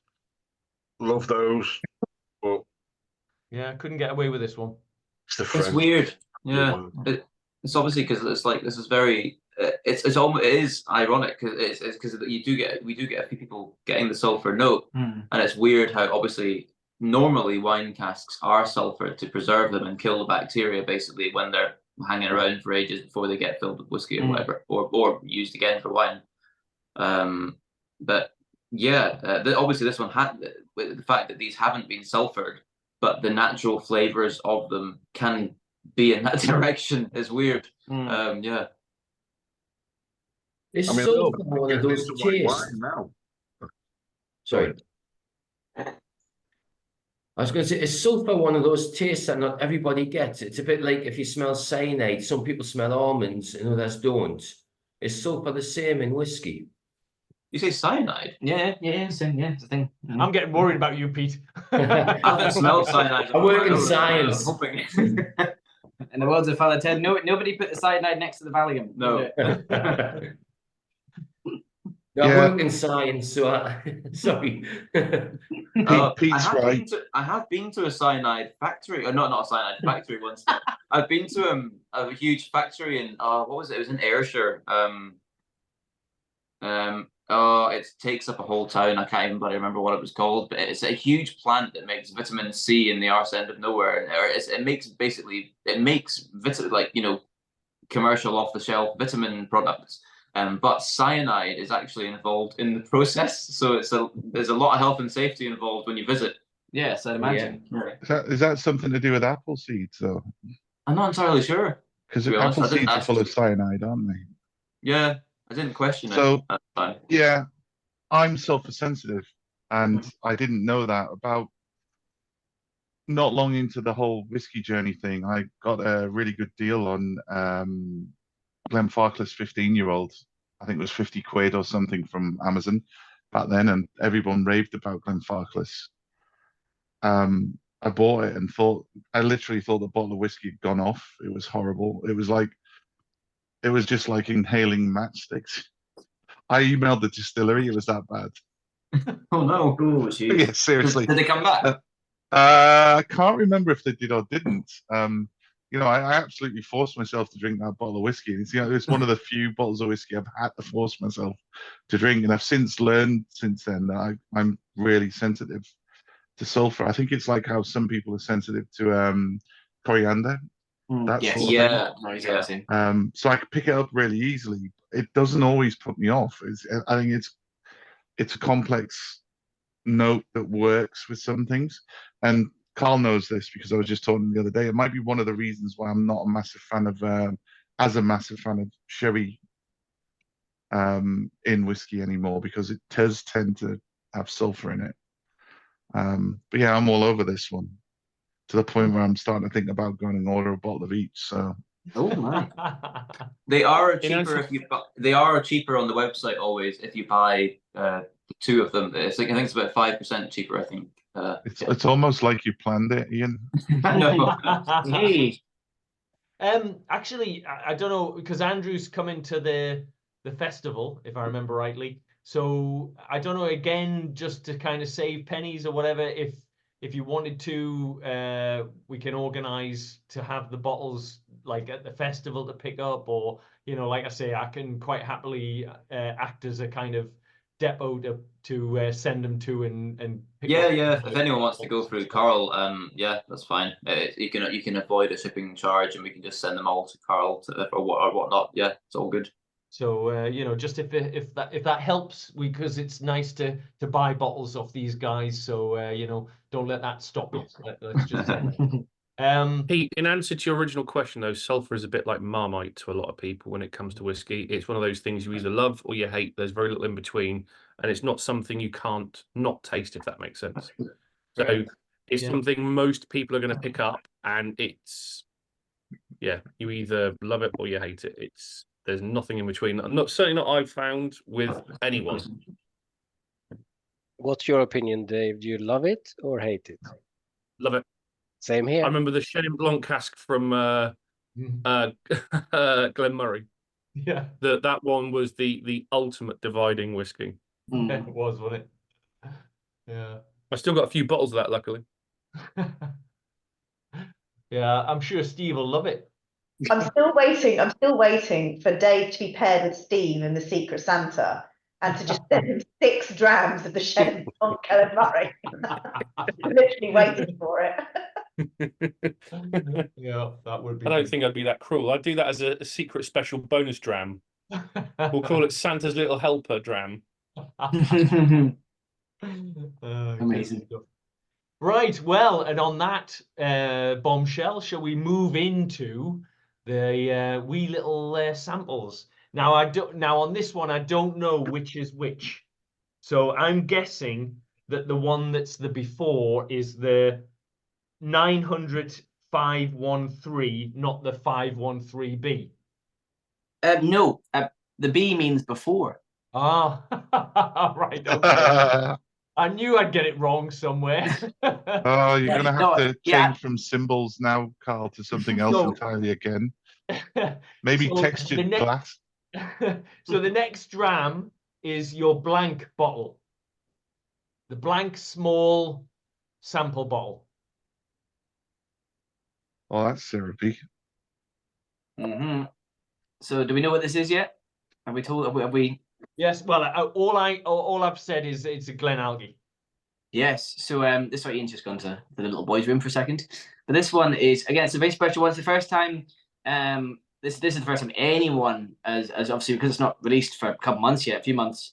This is kind of a big statement release for the year.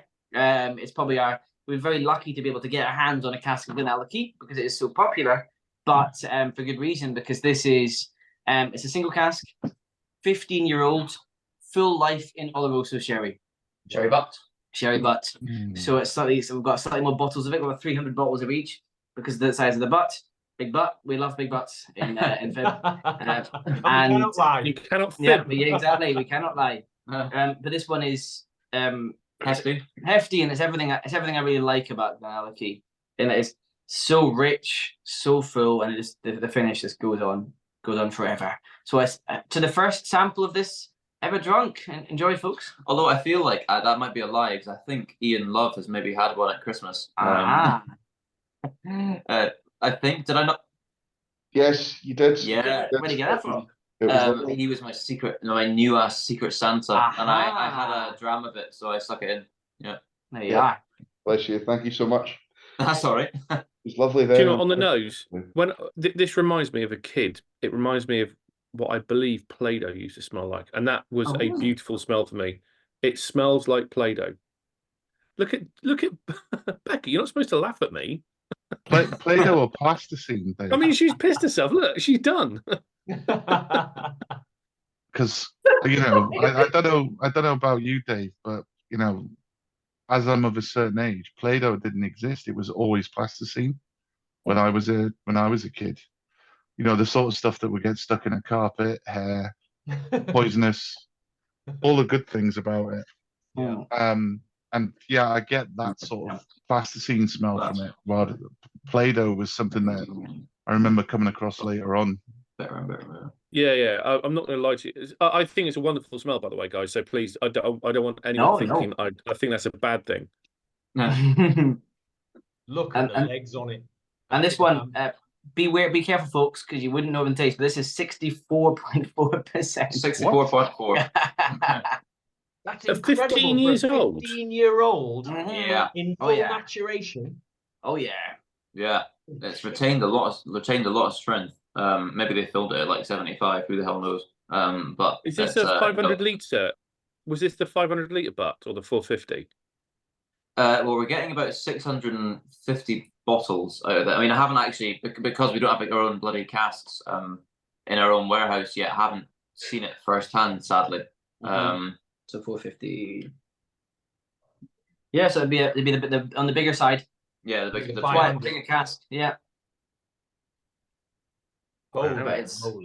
I mean, I remember I tried Glenallachie for the first time. I got invited as a sit-in for my old boss at the Scotch Whisky Awards. So I was sitting there with an entire table of lawyers trying to pretend to be the boss of the company, and that didn't go very well. But I had my very first dram of Glenallachie then, and to be fair, I hadn't had it before, and it was I know it's a cliche, but I know this is on the massive sherry side, but it's shameless, but I think it really works. It's a very, like, compared to it's a very long dram, like in terms of it's a big finish. This dram can run the marathon tomorrow. Yeah, So I do I love hate to all bring our up stores of finances, sherry anyway. lads. I hate to bring up finances. Where's this going to be priced at? Because that's an interesting question, I think. Yeah. Well, we've seen. You're absolutely right, because we've seen. It varies ridiculously, like, doesn't it? We've seen obviously Glenallachie of this age, exactly this age, going for $290 when released by certain independent bottlers who we will not name. And even Glenallachie selling their own single casks, it can be like $150 at this kind of age / level. And we've not actually. Here's the honest thing: we've not actually done the full. No, we haven't. Pricing yet. We haven't worked out the pricing of it just yet. But because once we've got obviously bottled, particularly as well. But it's not going to be. It's not. We want to try and make it, because obviously we've got like 650 odd bottles of it. We want to try and make it. We don't want to have 650 bottles sitting in our unit in Kirkcaldy and not going anywhere. Yes, which I reckon have that problem.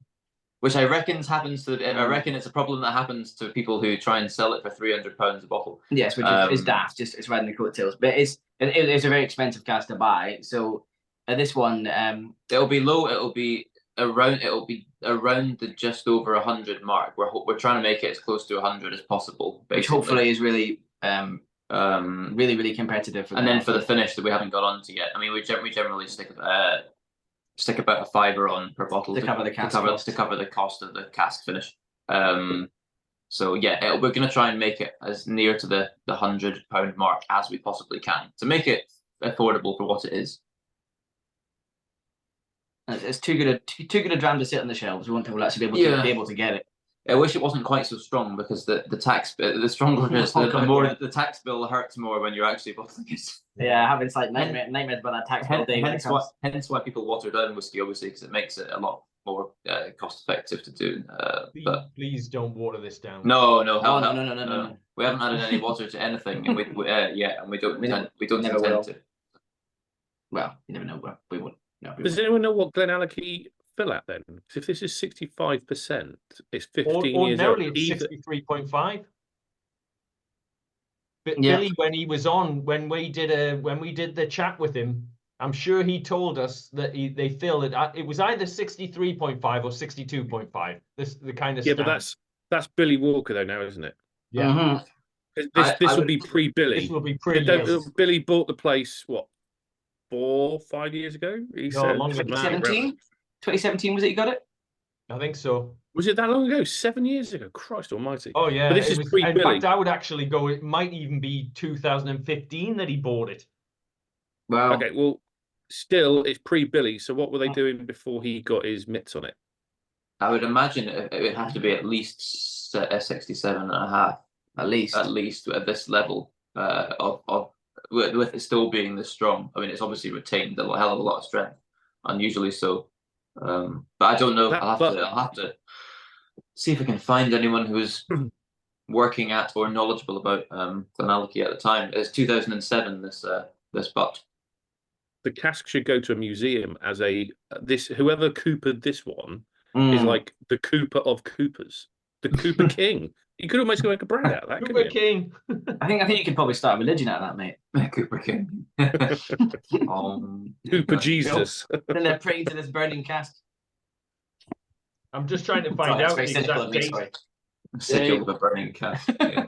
Dave, sorry. I mean, sorry, go on. Cooper King is already taken. Is a distillery in West Yorkshire. Yeah. I realised that. I realised that, mate. I know that. That was the wind up. Oh yeah. Nice to see you though, but Jürgen, it's been a while, buddy. I know. It's good to see you, Dave. I got a hotel room this time when I go to Newcastle, so I don't need to share. It was 2017, cool. By the way. Was it? Sorry, that Glenallachie was acquired by Billy. I shall not be smug. That means it was about 2017/18 when the last decent bottles of Parliament and Allardyce got made from a certain other distillery then. Yeah.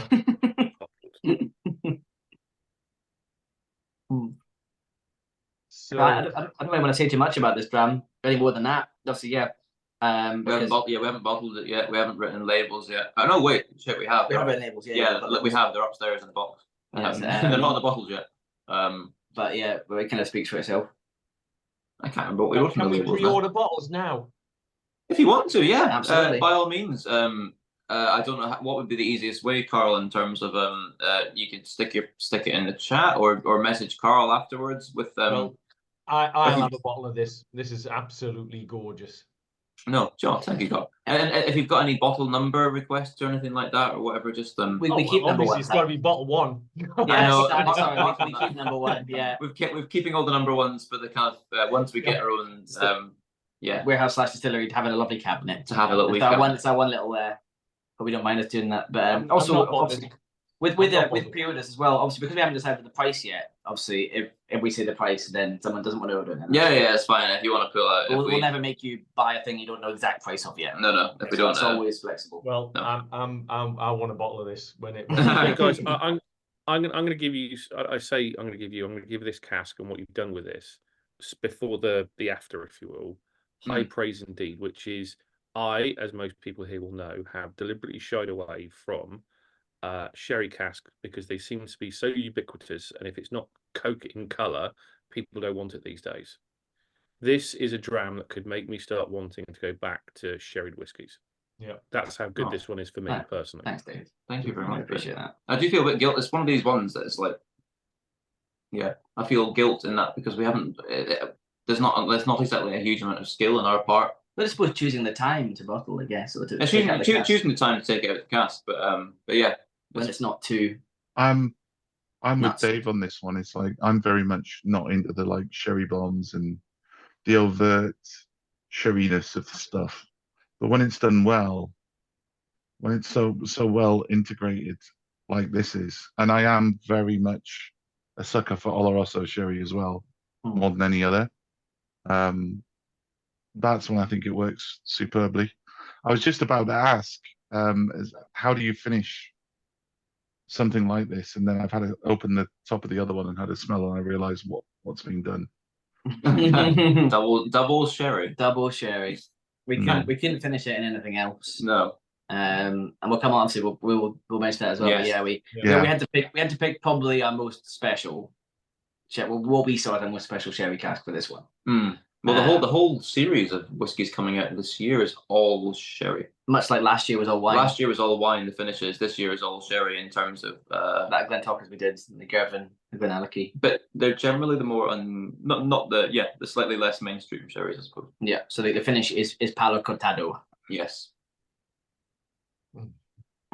So this year, the first one we had was Fino for the Glentockers. Yep. This one's going to be the Palo Cortado. Obviously, the Girvan's been the PX. And then we've got one coming out in October, September time, which is in Amontillado. Amontillado. Yeah. And I don't mean to jump the gun, but how long have you finished the after for? That's a good question. It wasn't a huge amount of time. It was about the same as the Glentockers. I need to go and check the label upstairs. What, is this 2 months and? It was about just under 3 months. Not a huge amount of time. Yeah, because again, we didn't want to mess with this whiskey. No, we didn't want to ridiculously. We wanted a season. They're almost exactly the same color. Yeah, well, yeah. It's still good. It still is a different whiskey. You do notice it, but hopefully, it's bringing out what we like about the prior, which is keeping that length. We're definitely jumping the gun. Let's go. No, it's all good. No, Dave. Yeah, I don't mind. Any other comments on this one before we do the thumbs up?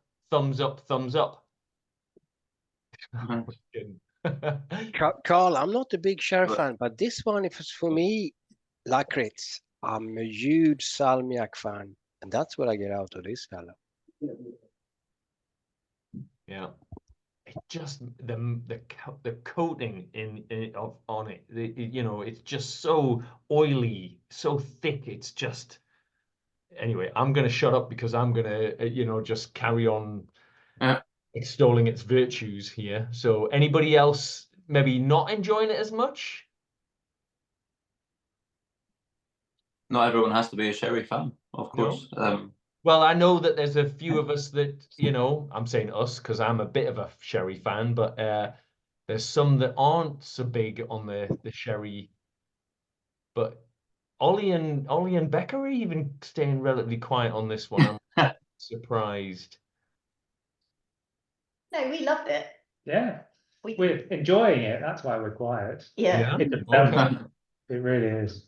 You've done well with this one. It's one of those things where, like when everyone starts eating a meal and everyone's silent because everyone's just concentrating on the lovely food. It's like that, but a dram.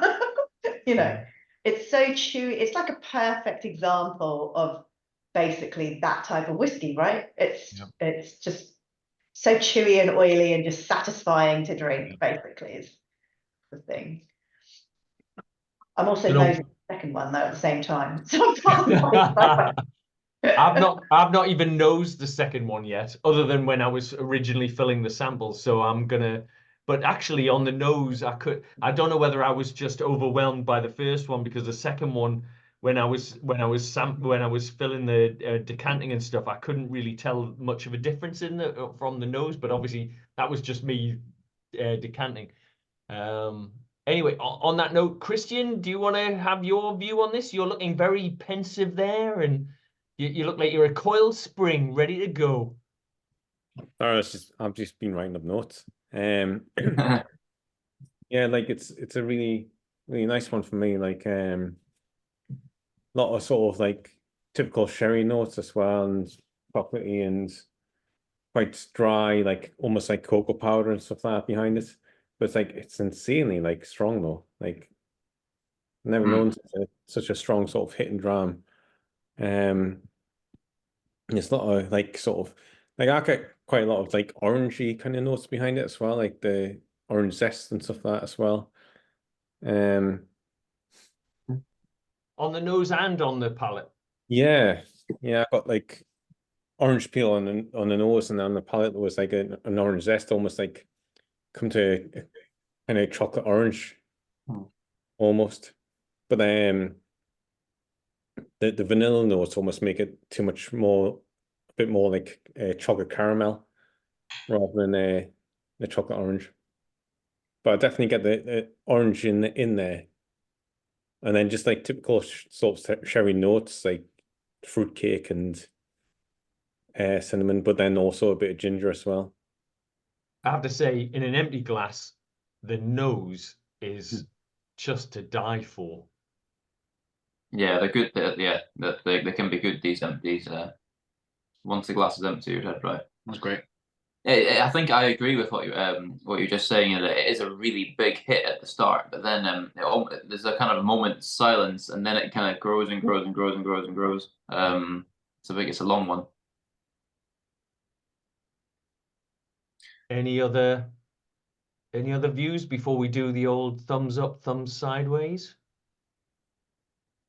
Well, let's go for it then. Thumbs up, thumbs down. Who's gonna do thumbs down? Oh, the fireworks. I like the fireworks.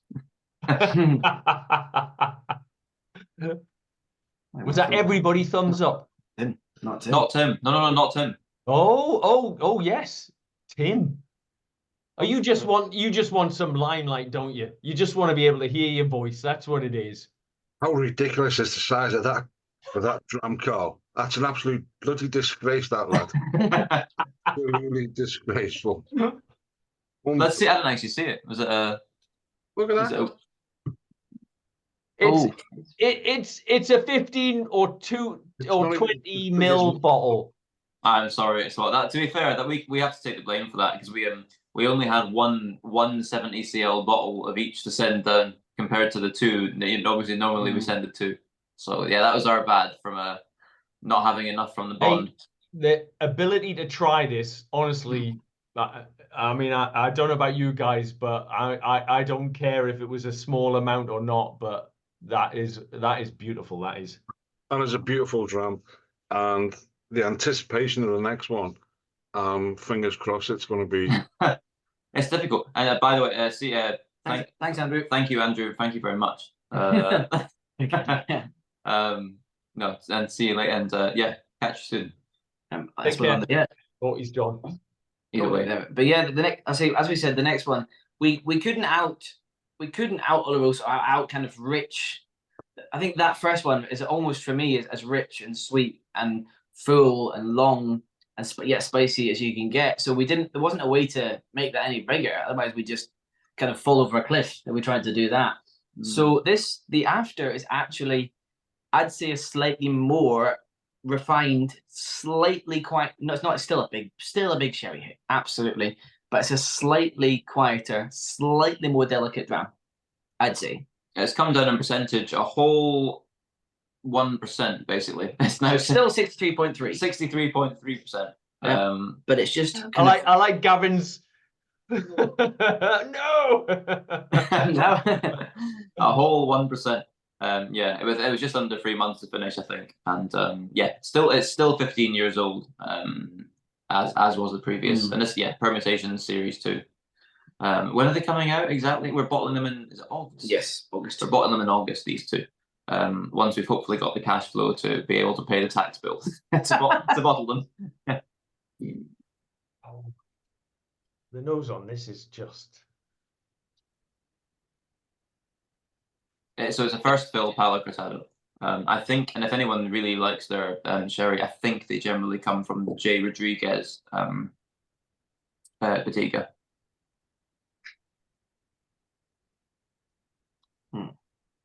This one was this one was Rodriguez.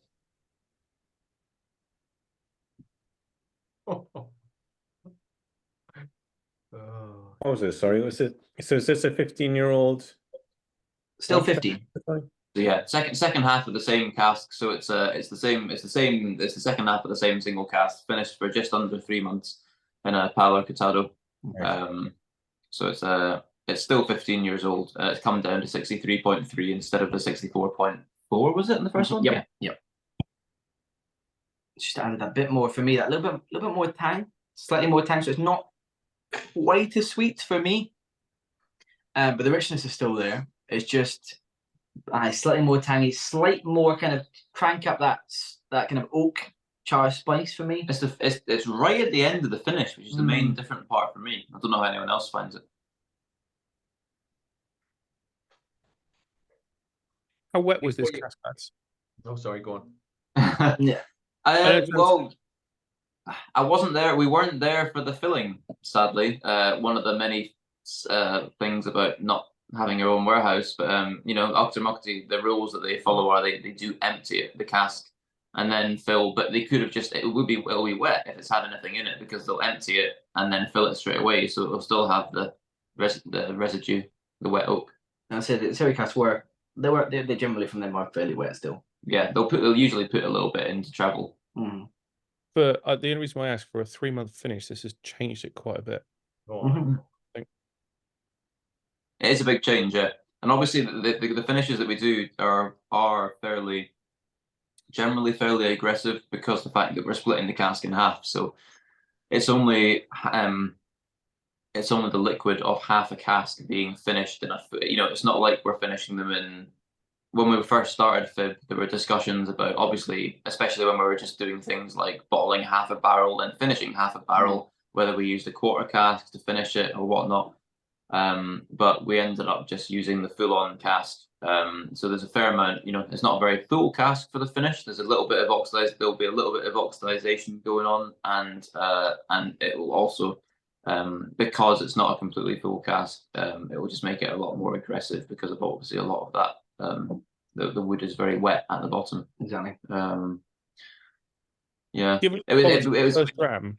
Were you not? And I'm just asking. Were you not tempted just to bottle the whole thing as it was? I mean, I say that with respect. I'm not saying what you've done. I mean, absolutely isn't wrong. There's no such thing as wrong. But when you got the quality there, didn't you have like a bit of trepidation? Like, crap. I mean, we've got a really good dram here on our hands, and what's going to happen to it? Yeah, I guess I don't know. I didn't really. It's a good point. I don't know. I didn't really feel trapped. I suppose you're asking. It's a very good point. It's a very good point, especially when we have a really good first cask. It's like try not to ruin it. And we probably would have been murdered by some master blenders out there. We probably would have been murdered by some accountants out there in terms of the potential for this cask, just getting it straight out. But I think it's that kind of this maybe more than anything shows what we're about, which is we want to be brave in all that we do. We want to be unique, and we want to have fun. So yeah, even if for like maybe 50% of our casks on average, people might prefer the before. In this case, the before is a very, very high. It's a very strong dram. Yeah, very strong dram. Yeah, but we're happy to do that for the few times when you make something just really magical, really special. Even if for 2 out of every 10 casks, the after is amazing. I'd have that go every time. And it's really interesting to see how to really get the to understand or find out firsthand how exactly a Palo Cortado affects the flavor of this, basically how it started and how it's and how it finished. That's one of the questions I'm going to ask. How do you decide? So I'm assuming you tasted the original first before you decide what you're going to finish it in. Thought, holy hell, we've got a really good dram on our hands here. So what was your thought process around Palo Cortados, the cask to use, and a fresh one at that? Yeah, it's basically just it's a game of just tying them up. So we'll have a tasting sesh where we have all the drams of the casks that we're going to use for the next Copper and Oak series, and then we'll have these, and then we'll have these are the finishing casks available to us, and then we'll just try and decide which distillery character or which whiskey would suit best to which finishing cask. And obviously at the time, this was still Aiden, or the late founder. So these even in Copper and Oak Series 2, because these were finished last year. Still, so it was still his. It was basically him still choosing at this point what was being finished, and what. Obviously, we were trying them together and kind of, But yeah, it's basically just, these are the finishing casks we've got available and are empty at the moment, and these are the ones that we're going to use, and we're just trying to try them and try and match them up the best we can. And I'm sure if it was a different person doing it, they might choose different things, to be honest. And as well, Palo, this more specifically for the Palo Cortado, it's comparatively in terms of sherries are relatively similar. Can be relatively similar in some ways, so like a slightly less nuts olorosso almost, but it adds slightly different things. So we caught with this one again because making sure it didn't completely veer it in a random direction, and it is quite dry, relatively elegant. Usually you find, and it's also that kind of you never quite. Palo Cortado is one of those weird ones for me about learning about sherry. I'm still to learn more about sherry, but you never quite know. There's always that air of mystery. Never quite know what you're going to get, and that's the beauty of it, where it even came from in the first place, which made it exciting, made it fun. You say not go too nuts for it, but weirdly, I find that this Palo Cortado, I get a lot more nuttiness on the finish of this one compared to the previous one. I see what you did there. No, yeah. That's exactly what I was going to say as well, is the differences between them, isn't it? Yeah. It's like on the first one, there's a lot more cocoa and chocolate. And then on the second one, it's more fruity actually, isn't it? On the nose, I get more fruit, like apples and other things behind the dried fruits. And there's a sweetness that's coming from those fruits through the palate. Whereas on the first one, it's got a lot more cocoa and chocolate. And then the other thing is nuts and malt, like a malted chocolate thing on the nose of the second one, and lots of nuts, almonds, and maybe walnuts or something. That comes through on the palate as well. No, I totally agree with that. No, there's a reason we got you to write the tasting notes on our festival bottle, Becca. Oh, I had a question which I'm going to ask now before I forget, right? Because I will forget. We've got like a whole second tasting that we're doing as well, right, tonight, because we've already poured it. Which was there was this Ardmore, when we did the festival bottling tasting. There was an Ardmore, and I was wondering whether you bottled it yet. Nope, we haven't actually. No, it's still in the cask, and it's now 14 years old. I think it's maybe 14 years old. No, we haven't got. That is one of the ones that we don't actually have a solid plan for yet. So it's still up in the air, that one. So yeah, we'll keep. I do remember though that you like that one, so I'll keep you informed about it. I think there was a fair few people on the tasting that quite enjoyed that as well. Yeah, no, it was a really tasty one. Dennis. Cheers, Dennis. Take care, Dennis. Cheers, Paul. Right. Catch you next time. I'll catch you shortly. As well, at that point, I'll say I might have to nip up as well. Andrew's going to a gig. Yes, I'm going to go and catch the last tiny little bit of good old Tidelines. Does anyone like Tidelines as a band? Or? So I'm taxi as well, so I need to get in to make sure I can. Enjoy. Thank you very much. But Ian is he's the one that rambles a lot less, so you can actually drink your whiskey and not listen to me talk shite. Take care, mate. Thank you very much. We'll do, and I'll catch you all at the festival, if not before. Cannot wait. Yep. Take care, mate. One that's just the right level of drunk. Thank you. Well, actually, on that note, since Rebecca mentioned the Ardmore, sorry, are you considering a festival bottling this year? Yeah, we do like doing festival bottlings. So yeah, I hadn't asked you about it yet, but yeah, no, 100%. We loved doing one last year, so we are 100% considering doing one if there is appetite for one, and that has not got it's not been earmarked, that one yet. So if it was someone people fancied, then we could bottle it or part bottle it. Did you manage to obviously answer this as you wish, but That's did you manage to sell all of the bottles from last year, the festival bottles? Oh no, last year was great. It was they all went. No, they all went. We had I think we only had about 20. We had about 20. I can't even remember how many we did. It was quite a lot. No, I think there was about 50 bottles. There was I think 43 comes to mind or something. In terms of how many that you of how many you were pre-reserved, you mean, or? No, of the festival bottling, was there at least? I think there was about 50 bottles that you released. Oh no, it was more than that. It was nearer 100. Oh, right, okay. Yeah, it was quite a lot. No, we managed to. Any that we didn't sell, they actually went really fast afterwards. And there was even I haven't got any left, sadly, because it was a really nice dram, that Portland Das. But there was one in a bottle shop in Glasgow that I noticed when they did a post about they were advertising something else on their Facebook, and I just saw this Indie Whiskey Love bottling in the top corner. I was like, oh my god.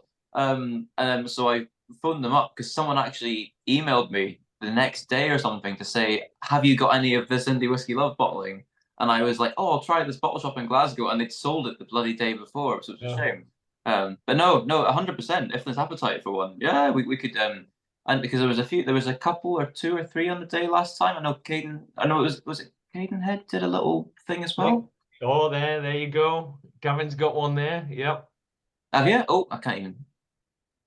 Gavin was just. Oh, happy days! Oh God, you got loads in that, Gavin. I wish I had that. I think I've got one in the cupboard that's got about half a centimeter in it. Yeah. Well, you very kindly gave me bottle number 1 of that one, which I. Oh well, no, we don't keep the bottle number 1s of the special releases like for occasions. So no, I'm glad you got that one. No, it was a lovely. Well, and I'm pretty sure that there'd be great appetite for it. I know. So far, I think the Single Cask are doing a festival bottling, and I think one others, but I can't remember who it was, said that they were. So I think there might be 2 or 3 festival bottlings again. But last year, I think Whiskey Broker did one. Sorry, it was Whiskey Broker, not Caden Head. That's what I was thinking of. Yeah, I think it was Whiskey Broker that did a festival bottling last year, and which I think was a blend, if I remember rightly, which was canny. Yeah, so well, you know, there'll always be love for a festival bottling by you. Yeah. No. We may well, because I think that Ardmore came possibly a close second or so. No, it might be worth doing it. We might draw maybe not the whole, obviously not the whole thing, but it might be worth doing 50, 60 bottles, something like that for the festival. So yeah, I'll let you know, Carl. Grand. Okay. Well, and on the Palo Cortado, what do we think? Should we do the old thumbs up, well, is any other comments on it? We'll do the thumbs up, thumbs down first. Go on, Howie, why not? Ooh, right, Jürgen's sideways on that one, right? Oh, Tim's kinda. Yeah, okay. Right, okay, and Simon's also sideways on that one. So this is a bit more of a room splitter, I think, from what I can tell. Okay, who can we pick on first? Jürgen, Howie. Oh, I go for it, Carl. This one doesn't make sense. I can't. Yeah, the previous one for me was salmiak lakritz. I really enjoyed that one. This one, maybe earthy soil. I think Rebecca said malt. Yeah, I can't define it. I can't say where are the notes. It's just an odd one. It doesn't work for me. See, funnily enough, actually, Jürgen, I understand exactly where you're coming from, but I find that quite delightful about this. it's really screwing with my brain on this one. Yeah, it's intriguing. I agree, Carl, but still, yeah. That's why these tastings. Where you're coming from. That's why these tastings are so great. Yeah. Ian, you're nodding your head. I'm guessing that, and you definitely gave it a thumbs up. What was your view on this one? I'm just nodding and along with Jürgen saying that's why these tastings are so great. You know me, I'm not the biggest sherry fan either, but the before and the after I thought were fantastic. As Ian said, I've had the before, and I thought it was great then. Very different, I think, on the PC finish. I guess it's finish. I got a little bit more Cheers, Gavin. cranberry sour on the nose, but then like sort of buttery praline in the finish. Both very good drams, both very good drams. I thought they were fantastic, and I will absolutely take my hat off for like having the bravery to finish that Glenallachie. That's a really bold move, and it's paid off. It's definitely not lost any of its quality. It's really, really good. On that note, actually, Ian, why don't who preferred the second dram of the Glenallachie, the one that had been finished in the Palo Cortado? Who hands up if you thought that one was nicer than the first one? For me, I enjoyed them both, so I didn't have a favourite out of the two, because we're huge sherry drinkers as well, right? So I'm thinking that on the Palo Cortado one, it was so much more nutty, and that matches the sherry, to be honest, you know. And you know, on olorosso, that tends to have a bit more, well, it also is nutty, but also has much more, you tend to find more cocoa and chocolate, and it sort of just matched it. So for me, I like both of them. I guess one of the things might be that we're comparing them side by side, right? One that is straight from the cask, untouched, and one that has this finish. But what's astounding is actually the shortness of the finish. Yeah. And the impact that had on the whiskey. Yeah. Is actually quite surprising. In a good way, you know. No, it does. It is yeah, remarkable how quickly the one that the first release that we did this year, that was a Glenallachie before and after, that was only a 2.5 month finish as well, and it was the difference was ridiculous. And that was a Fino sherry from the same Bottega as this Palo Cortado Hoggy, yeah, and it was a similar story. I also think maybe the first one was so good that your expectations are kind of already at a level, if you will, and therefore, so for me, I preferred the first one.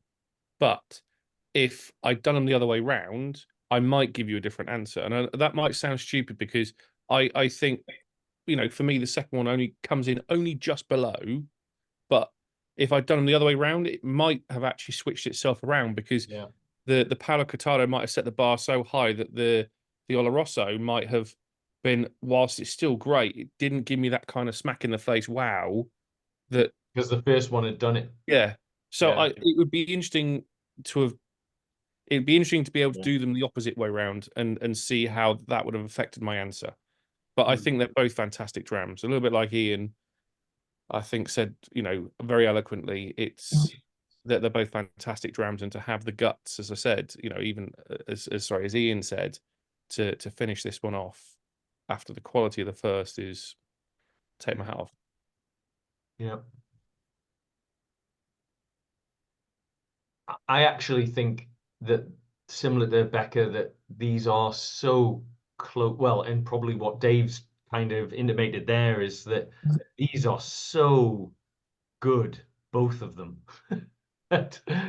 It's difficult to actually pull them apart. And like you say, you know how your brain plays tricks with you. If we had the Palo Cortado finished first, would that actually be the one that we were all kind of thinking that was the better? And actually, Dave, you're probably spot on that. That probably would have been the case. Whew. I think you could try them 10 times on 10 different days, and it'd be 5 each. You're right. Totally agree, mate. They're just so good, so good. We're super proud of them. They're amazing. Yeah.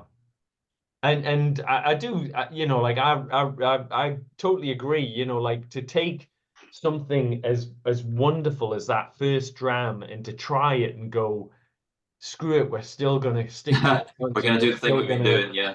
We're still gonna mess around with this because it's bloody good now, but let's give it a go anyway. What the hell? Balls. Yeah. I mean, I have to say, mind, I think that Palo Cortado cask that you've got is a beaut. I suspect you're going to get something, you know, like I'm presuming, have you got that earmarked to use elsewhere as well? Once yeah, we will reuse it. Yeah. For what yet? I'm not entirely sure. It's one of these things that it's like once we get our, I know I keep bloody saying it, but once we get our own warehouse, Hi, Chris, by the way. Hello, once we get our own warehouse later on, because I don't actually know what condition these casks are in, because it's not like you can just go in and see them easily with a big bond that often. Yeah, once we 100%, it will be reused, especially now it's had Glenallachie in it as well, so that'll add another element to the second fill of it. But to be fair, if you've had this in for like less than 3 months and it's had this kind of impact on 100%. On a big I mean, that was a big spirit you put in the first place. 100%, that kind of impact in less than 3 months, that cask, I bet, is gonna do you some damn good. Oh no, 100%. We'll definitely be reusing it. And it's these kind of casks that, you know, it'd be good to get like some younger spirit in as well to kind of bring it forward in a few years. Bloody hell. I think if you want to demonstrate the ability of wood to do stuff to whiskey, if you take a 10, 12-year-old, maybe second fill bourbon, you don't want to use a fresh bourbon, and put it into this, and it needs to be probably maybe a lowland or I wouldn't use a Speyside, I'd use maybe a Highland whiskey, put it into this Palo Cortado for 4, 5, 6 months and demonstrate what wood can do. You'll have a completely different dram on your hands. It will just 100%, yeah, 100% different. Yeah. I would love to see that cask filled with something worm tubby, a really big spirit kind of take it on. I think Mortlach, yeah. Benrin is something that would be fantastic. I don't reckon Mortlach would finish. I think that the waxiness of the Mortlach would. I don't know how that would react to the Palo Cortado. Benrin is something like that. Maybe not full Mortlach, but something like the Benrin is. Or yeah, I think that's. To be fair, whatever the hell you put in the cask is going to be good. I was going to say, maybe actually when it comes to choosing what we do with it, maybe I should do a newest poll, see what you guys are having experienced it, what you vote for. Oof, we'd love to do that tasting. But Ian, if you did not do this, if you have a half cask and you think you go the whole run out, do the whole cask, if you did that, you cannot go back. It's all about learning curve. So you learn something from this, and it's brave of you, and I congratulate you on that one. Yeah. No, thank you, Jürgen. Yeah, no, it is learning. Like every time we use a new cask from a new bodega or a new winery, or you kind of learn, especially like doing the before and after thing from the same single cask. Yeah, everyone is a lesson as to whether it's worked or how well it's worked or how long it's been or how, if we've done it for too long or everyone is a lesson 100%. One of the difficulties of what you've just done is that you could get you could redo this with 2 different casks and you'd get completely different results. So it's not like you can kind of. It's not an exact science. You can't guarantee that what you've done today with these 2, this Glenallachie could be repeated again. No, it's true. It's very true. Hence the wondrous world of single cask whiskey. Absolutely. You can never quite tell what you're going to get. But yeah, you can certainly learn. We've learned kind of, especially the finishing casks that we've had from J. Rodriguez, the sherry ones, like some of the kind of nature of the flavors that they've imparted, and it's very interesting. Is it still in the cask at the minute now, that Glenallachie, or is it out of? No, these two are they're just out. So they're basically in they're in IBC. It's kind of like, it feels like sacrilege, but they're in IBCs waiting to be bottled. So the actual drying out a bit.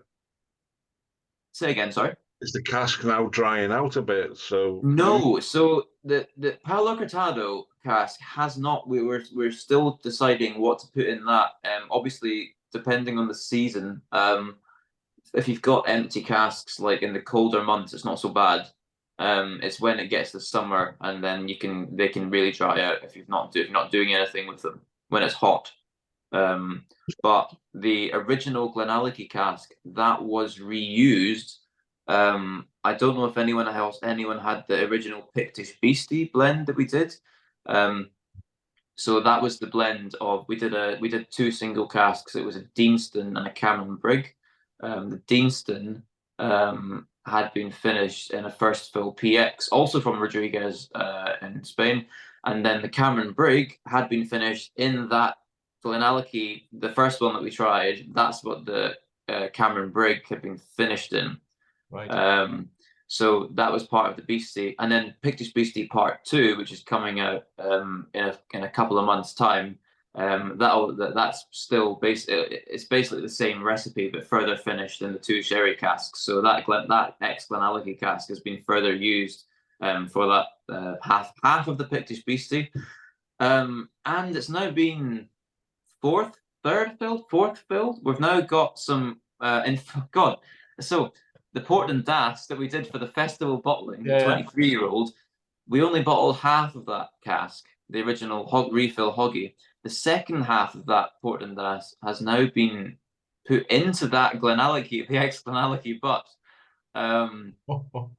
So that is now that's been finished for a few months now, and we're going to use that for a festival in October that we're doing in Edinburgh, which is Edinburgh's Whiskey Festival, which is if anyone's comes up for them. Obviously, you were in Carl. You were at Clacks, so it's the sister festival to Clacks. It's the one. Yeah. So last year we did a special bottling for that, which was the Doddy Weir My Name's Doddy charity bottling.